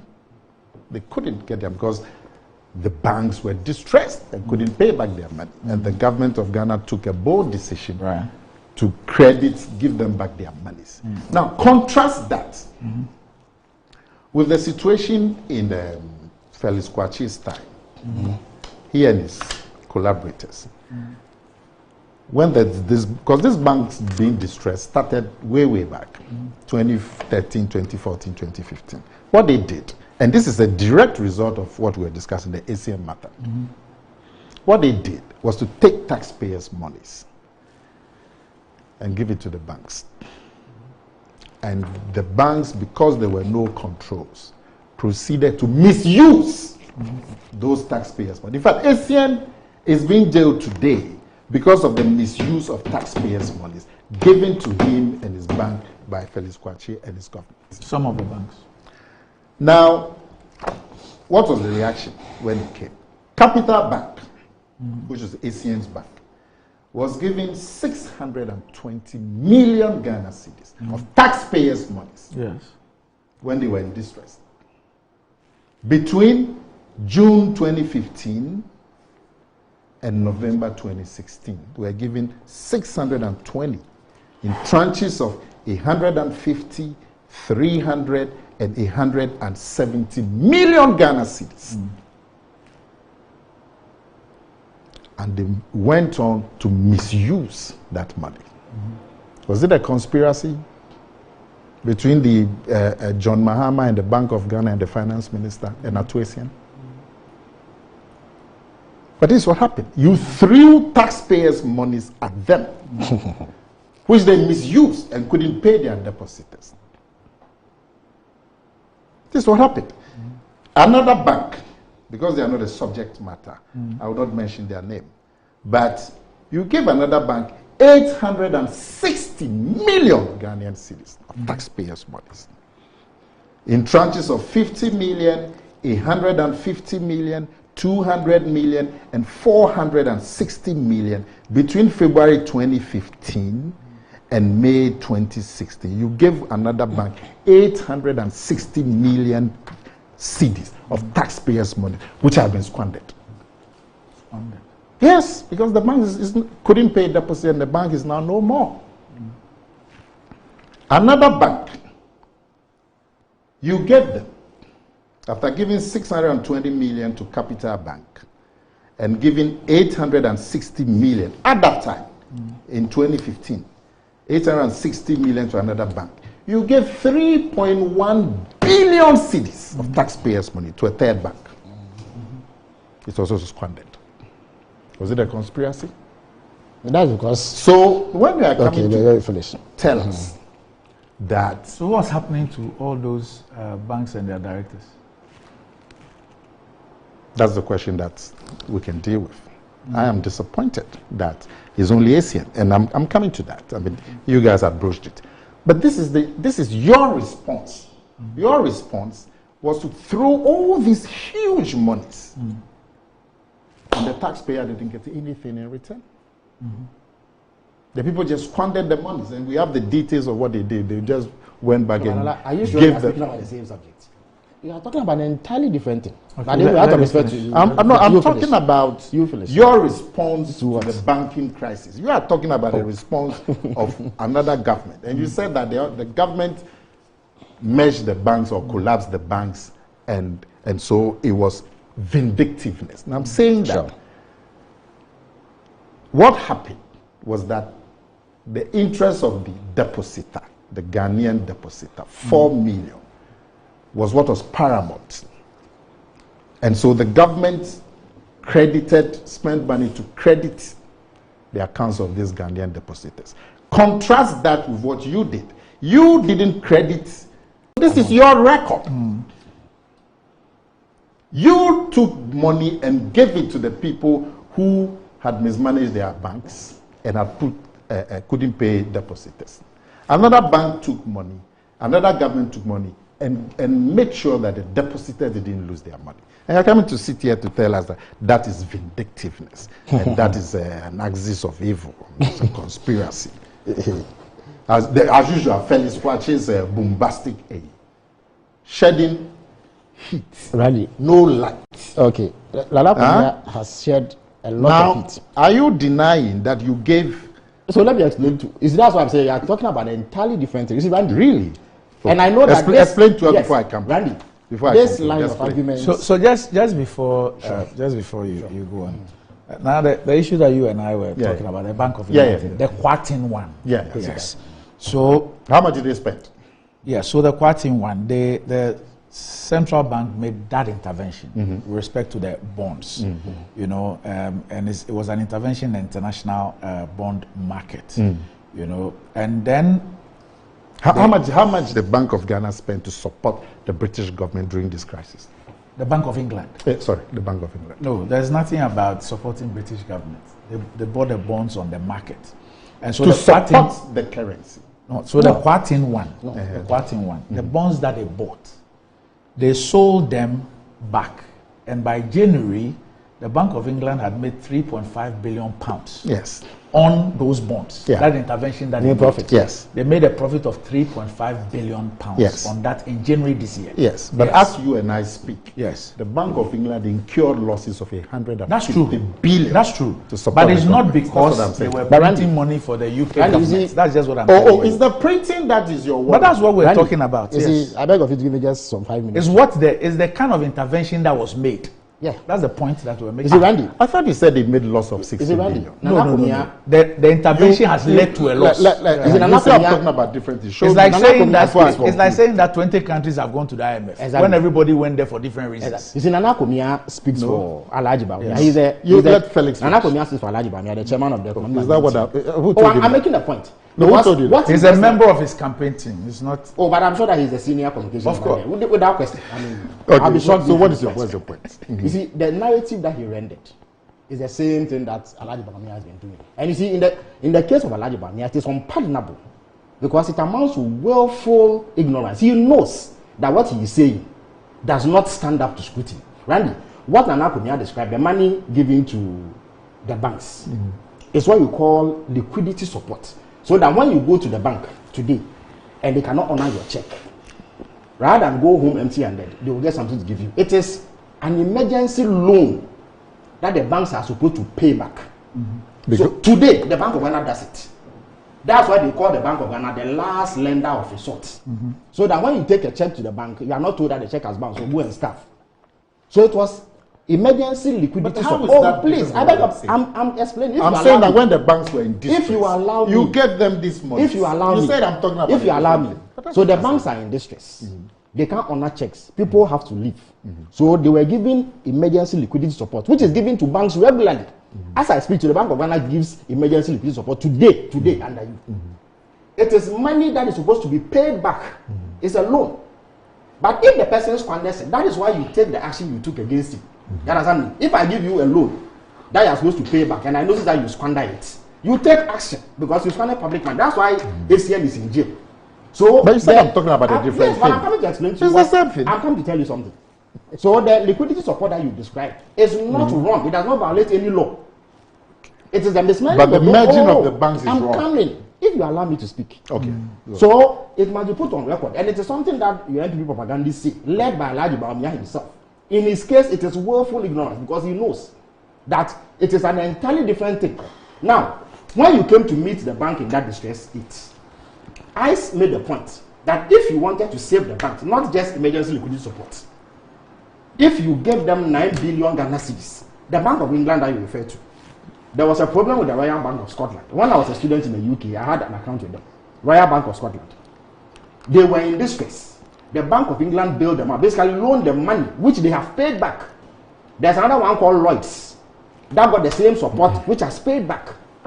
If you had done that in Ghana, you would need just 9 billion Ghana cedis to do it. Again, because the banks had not collapsed, customers will not make a run to go and demand their money. So you don't need to pay 4 million customers anything beyond the regular payments for withdrawals that they go to make. But the moment you decide to collapse the bank, it means that people must get their money. Because there's no bank that will survive if there's a round need today. Look, the biggest bank in this world, today, if people hear that it is collapsing and they rush there to collect their money, they will collapse. They won't be able to every beat it. bank in There's this no world. bank. So you took a decision to collapse the banks. That is why it became necessary to print 25 billion. But if you had said that, hey, at you have mismanaged this bank, I'm going to put 9 billion Ghana cedis in this to show up your capital to operate. But I'm going to appoint Randiambi and Akosombo as board members to supervise the management of this bank until you return to profitability, like Royal Bank of Scotland and Lloyds did. And once you return to profitability, I expect to have my 9 billion Ghana cedis paid back. That is the NDC's approach. Indeed, we had the prescription when they came to power. That's why I told you that Ken Oforiatta was briefed on this agreement. He said no. Now let me address the issue of vindictiveness. There's one of the banks called Heritage Bank. This governor issued a statement, a report, in which he claimed that the founder of that bank, Saidu Agongo, was not fit to operate a bank simply because he had a case in court. A case that has pended for about 7 years and has not been determined. Because the case has not been determined, this bank says that, this governor says that, because of that case, he is not fit to operate a bank. Meanwhile, the case has not been determined. Heritage Bank was not in distress. They were honoring their checks, honoring the obligations. They had sufficient capital to back their operations. Akosombo was the board chairman. Was the board chairman. Even in that case, it was nothing but vindictiveness. The supposed political color of Agongo. That is what they based that decision on, because they were not in distress. In the case of Capital Bank, you could say that they were in distress. But I have told you that there was another way. So, Nana, please dissuade your communicators from peddling this liquidity support propaganda. It is willful ignorance. Anybody who does that should be laughed at. And I don't expect the whole vice president, who is chairman of the economic management, when he was deputy governor at the Bank of Ghana, until he was plugged to come and become an adult running mate in 2008, he was giving emergency liquidity support to banks, and he knows it. So they are not the same. But Felix, with all the things that happen, does that not also speak to a lax in the supervisory of the Bank of Ghana? Indeed. Because you don't just give people money and not. That is true. Because of that, in 2016, we passed 2 legislation to strengthen the supervisory role of the Bank of Ghana, and also to ensure that customers are not hard hit when things like this happen. Which legislations? There's one called the Depositors. I'll get you the name. There are 2 of them. I'll just get it for you. The name has escaped me. But it's a matter of fact. Indeed, the first one came into operation in April 2017. Okay. As I speak to you. So it is a matter of fact that work had gone on about saving those banks. In fact, it was even part of the IMF discussions that we had when we were under them. So that's why I say you are talking about 2 different things. Don't confuse emergency liquidity support, which today any bank account can go to Bank of Ghana today and request that. They give it to them all the time so that the banks can operate. That is different from deciding to collapse a bank and making it necessary to pay 4 million customers. Indeed, Randy, I submit that the reason why you pay the 4 million customers, in fact, your boss, Alhaji Bawumia, is on record to have said that nobody was going to be giving cash. They were going to give him bonds. Randy, you remember that? Then when the elections drew close and they saw that people began grumbling, then they quickly went to look for money to pay them so that they create an artificial feel-good factor for elections. That's all. Okay. So it was a politically motivated decision. It was not a sound decision based on careful analysis. So when I say that you are speaking about an entirely different thing, that's what I mean. Okay. Emergency liquidity support is not the same as paying customers whose banks will collapse. Yes. So you have a government that was paying depositors' monies, and you say it is politically motivated. Yes, because we should have left them to lose their monies. The reason I say that is that the same year, at the beginning of that year, your own boss, Alhaji Bawumia, this is 2016. Fine, I've heard all of that. He said they were not going to pay anybody, and that they were going to give people bonds. Yeah. Redeemable in 5 years. Yeah. That's what he said. Now, sometime in the middle of that year, you quickly mobilized to go and pay for it. So it is politics. It was politics, but otherwise because we were afraid that you. So when you pay depositors who were on the verge of losing their monies, because you collapsed their banks, you took a wrong decision to collapse banks. We all saw them queuing at these banks because you have created that condition and not getting. You have created that condition when you came to power. Felix, we're winding up, so let him. Now we are being told that is the NPP that caused the banks to go into distress. You know that is a lie. That's what I've said. Now you have said that what you collapse. There's a difference between a distressed bank and a collapsed bank. That's two different. Your response to the distress. You said that the response of the NPP to the distress should have given them 9 billion. Yes. You have given them 3.1 billion. Because you are confusing. You have given them emergency support. Yes, instead we should have continued. Yes, but in that instance, the bank survives. But they will come out of that problem. When you gave them this thing, why didn't they survive? You have given them. You didn't give them a chance to survive. You had given them 3.1 billion. You had given another bank 860 million. Another one 600. These are loans. All of them have squandered these monies, and you said that we should continue. No, if you squander money, taxpayers' money. So today, but is it possible? As a matter, no, it's important. Today, if for any reason You engage Then- with some financial officers then at you are SCC. saying- Must SCC be collapsed? You are You will saying- be held liable, but SCC must remain. Hold on. That's what that it is. But the banks, they haven't been collapsed. They've been merged. Into what? Into CBG. So why did you pay the customers then? Huh? Why did you pay the customers if they exist? Because the banks, the customers are going to lose their monies. As if you collapse, the bank will be there, their money will be there. How is it As collapse? we speak, we the institutional investors, where's they the still money? haven't gotten our money. Yes, even but I'm some saying, individuals still haven't gotten their money. I'm saying that. So is your money at CBG? Well, but Yes, Sorry? the STC Is money is that, at CBG. No, the institutional investors are being handled by SEC, Securities So and where Exchange collect the Commission. money? Where is it? Go and collect the money. I say, you say your money is there. Go and collect it. But why will collect it? Now, Randy, now you are saying that one bank, Heritage Bank, was collapsed because of politics. Yeah, clearly. Why is he saying so? Because Nana, haven't you heard me speak about the Heritage Bank? They were not in No. distress, Nana. Oh, the They were not Heritage in Bank distress. is, you say it owned by who? Say the Abongo. You see, you mentioned Kwesi was bought chair. Was a bought It chair. was owned by who? It was Say owned by that. Say Abongo. And They his did not- NDC. they were not in distress. His NDC. Nana, Yes, his you NDC. put. I don't know about the Nana, Heritage Bank. you I'm put Put that one aside. put his classification of politics aside. Yeah. Now, this is a bank that the Bank of Ghana did not cite as a bank being in distress. Yeah. Yeah. It's not a bank that had gone for liquidity support. They are It's not- one that they has are not done in anything. default. Okay. They had not breached any rules. There was a case in court. The state had taken The owner of the bank. Dr. Puni to court over Cocoa cocoa board issue. And the owner of the bank happens to be a businessman whose product was the one in contention. So he also had been, he was one of the accused persons in the case. I think he's still in court. Yes. Okay. And the central bank relies on the fact that there's a matter in court to say that the person is not fit to run a bank and closes the bank. In fact, Randy, they Now- claim now- that. now- They claim when that. the matter has not been determined. They Okay, claim okay, that. fine. They claim that Randy. he used the proceeds. Yes, to go and of set up the- and- yes, but the contract. At the time that they were taking this decision, the court had not pronounced whether indeed. Not at the time. state- As we state speak case- today. Exactly. But The state Randy, case was As we correct. speak today, there's Randy. no pronouncement to that Exactly. effect. Yeah, but Randy, listen. It is politics. You see, more than Felix anything. Kwachi will benefit a lot from your wisdom. And let me show you. You are saying that the grounds for liquidating Heritage Bank, I don't know about it, that's what I'm listening to.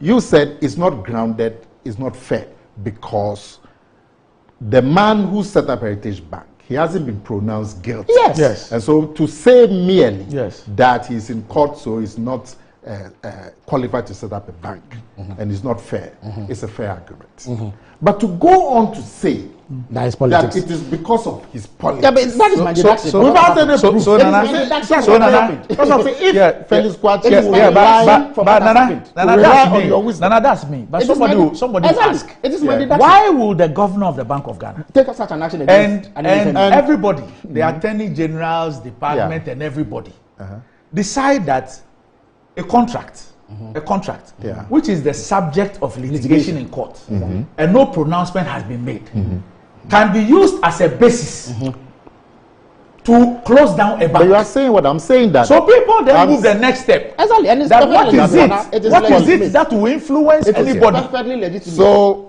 We build politics so first. even if you want to go to the poll, that's what I'm saying. Felix should rely on your wisdom. No. If Felix had said that the way Heritage Bank, and I'm going I to said check that. this. And But I when you also say said it that is it was politics, when you politics. say it is politics, Because they then saw Agogo and saw NDC. is it because of politics that you give 3.1 billion? Emergency liquidity support, a regular activity in the banking sector. Maybe you don't understand. He won't even listen to wisdom. Okay, we have to go. Is it because of politics? We have to go. How? Now, from the way How? you are speaking, Yes. How? somebody too will deduce Yes. that it's How? because of politics How? Yes. that you took taxpayers' money, I 3.1 beg you, billion, and gave it to you. The only thing is At that least you give it to them. the only thing is that Nana. The No, only thing, Unibank. yeah, Unibank. Nana, You gave them Nana, 3.1 Yes, billion. but Unibank Nana, has been existing is it for because of 20 Nana, years. the only thing is that Unibank the was only there before we came difference. to Learn from Randy's wisdom. Nana. You are the one. Yeah, You are the one who should stop this. Learn from Randy's Nana, Where stop to this go? Baumia Where is to go? propaganda. Where to go? Stop this Where to Baumia is go? Where to go? propaganda. Where to go? But Nana, Randy, he must answer. Why has Baumia run away from the country? Why is He will tell us What do you later. mean? He hasn't run away. He hasn't run away, but He's actually in your constituency. Nana, no problem. He can Nana, say you know but why he doesn't one go back other home? interesting thing. A friend of mine has brought it to my attention. Another interesting thing. You know that in the case of the Bank of England issue, Yeah.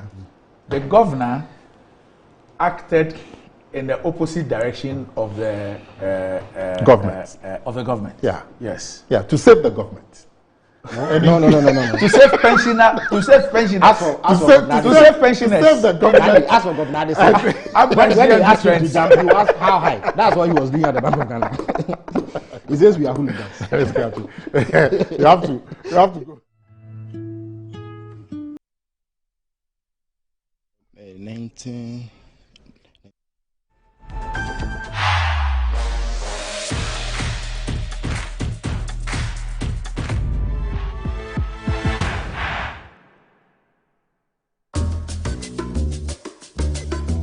Pascal is showing his boss the efficient new technology they've installed.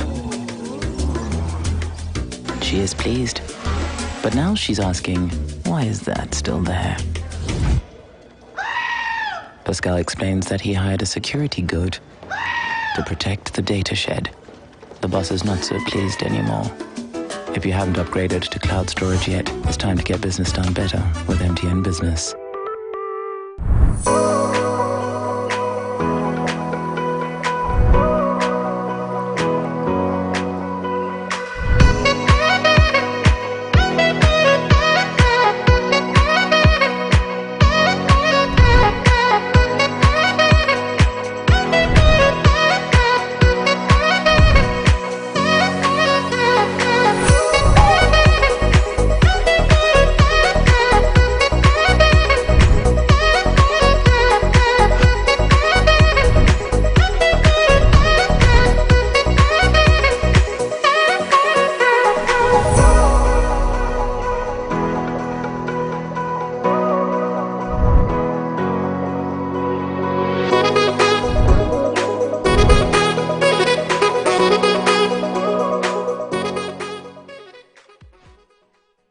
For over 20 years of serving the world with herbal and alternative medicine, we've been successful in treating complicated medical conditions with a perfect combination of herbal and alternative methods of treatments like homeopathy, naturopathy, reflexology, and many more. We deliver excellent and effective service to people from all walks of life through scientific and traditional means. We have a well-equipped laboratory with advanced diagnostic and treatment devices to help detect your illness, so we know the right medication to be given. At Amen Scientific Herbal and Alternative Medical Hospital, we are proud manufacturers of our own herbal medication.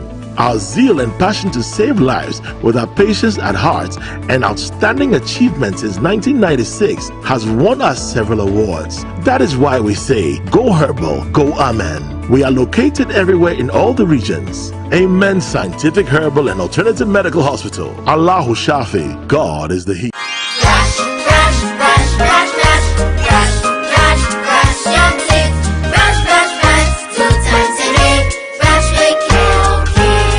Hello, my friends. My name is Kelkit Toothpaste. Wow. I was made to be gentle on your gum, but protected. I will protect your teeth from cavity, make your teeth whiter, stronger, keep your mouth fresh all day. And best of all, I'm strawberry flavored. So put on a smile and try me. That's amazing. Just try me. That's my job. If you say so, jump on my brush. Makes your teeth stronger, chicky whiter, chicky stronger. Yay! You did it! I'm glad you like your new toothpaste. Don't forget to brush both day and night. Kelkits. Happy smile.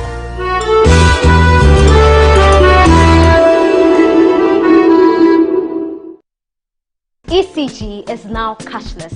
My studio lights are always on. I never run out of power. With the ECG Power app, I'm able to report an issue, check my credit, buy power, all in real time whenever I need to. I don't worry if ECG vendors are closed. In the comfort of wherever I may be, I still keep my lights on thanks to the ECG Power app. You can simply use mobile money wallets, Visa or MasterCard. It does not attract e-levy. With the ECG Power app, you're totally covered. To download, go to the App Store or the Google Play Store. You don't have a smartphone? Don't worry. No internet? Don't worry. No data? Do not worry. Just dial *226#. This is what I call convenience in your hands. ECG Power app. A yes simple pa. My son, there's more blessing in giving than receiving. When you fear for you and cover the makers in Srano. The pneumatological aberration of the Lord revealeth unto me this night that me and my household should go out into the world and bless the world. Makers Electronics Company Limited. I'm up to 67% discount. Our selected appliances. This is what I call quintessential immaculatability. The Makers Electronics Company Limited. Ewo Taifa Burkina Highway. Amasama Zongo Junction. Edike Pharmacy Dining. Oyer Fateman Boga Junction. Ashaman Valco Flat. Kumasi. Ahinema Kokobin. Asafu Buachi Hospital Junction. Takradi. Kuma. Number 9 Market. Tell mom and dad about the Makers Blessing Attack promo. From 0552 222 253 and 0552 222 254. Terms and conditions apply. The same got to moon.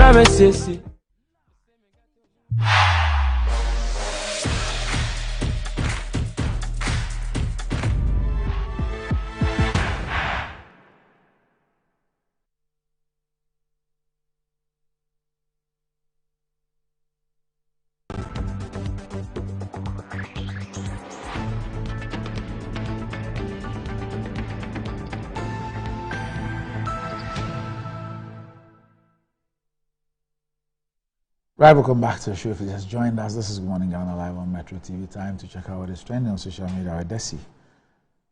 What's going on? Look, good morning to you and to our viewers on all our platforms. Thank you for joining us. It's time for the trends. Towards the end, this trend is the same as Otabo, and it's all because of the news that came out yesterday that he had been sentenced to 15 years in prison for his role in the collapse of the Capital Bank.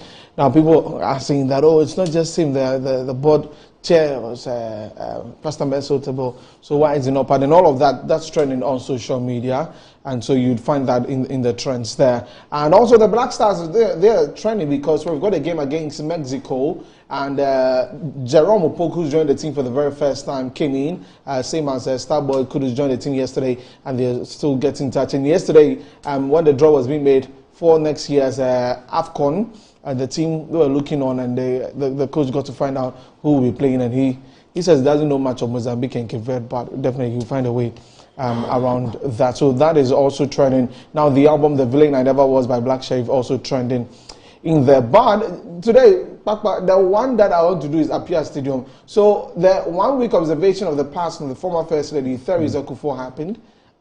And Apia Stadium, Chadaman gave him the donation was going to do, no? Then some money and things he said. Someone is saying 500. Anyway, let's watch what he did at the program.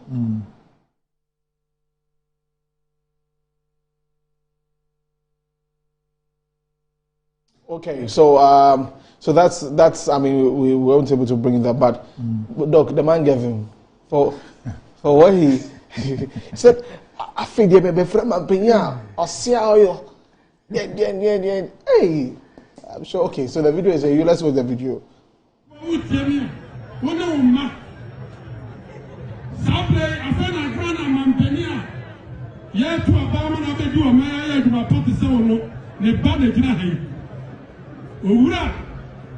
John Dramani Mahama Baname Amampenia Osia Wayo on the Baname. The Bekin, I mean, who sent me a party for Baby Rapa? Nasa Ura at the group of 150 me, Anna of Free Hollow, and Yamaya said, Ura to Mahama, Papa, what Jimmy I am here. It me, I make bones, Bibian say, what a breaking age, man, Bibian say, Eti, Ura to Mahama, PSC, Bekin, me and the bottom sika. My brother Mena, where don't Mahama Bamiko here, sir. I said, waiting, don't I go to meet you? Minsuano, Ayana, and Supina, Papa, Premier. A Saban man to the good for Prima Kaya. This is for Manopa, me no money and the morning show. How is a fuck I want to Mamma Teresa way at the end? I didn't put it to me. And that's enough. Don't Mahama, any Papa Penti. The free suru ko haima. Do mama PSC be gina ha. And can is 5 million. Some more men the fans so come on fans. Why are they so? I'm a billion and I'm going to IMF. Hey, I'll be a studio. I never get you. I'm saying this today. Maybe I say, hold your gun. Oh, can't bring it to my country. Nani net, you know. Once I some money, the old Casasa, after the person born a cost, now be like 10,000. That was 500. Is your uncle IMF? Uncle. This one. On that note, I still is a character. On that note, this weekend as you're going, try and defend what you believe in. Because even though so somebody could try to break the 8 on you, I tell the person to hold on. We use the Black Stars tomorrow. My name is Desifade Investor Boy. Have a great weekend. Big shout out to persons inside the UK. It says the extension of the show, but that one is. So we should extend the show. Yes. So what? 12. Hey. I see. Doesn't he see that I'm growing old? Anyway, I'm next Metro Sports.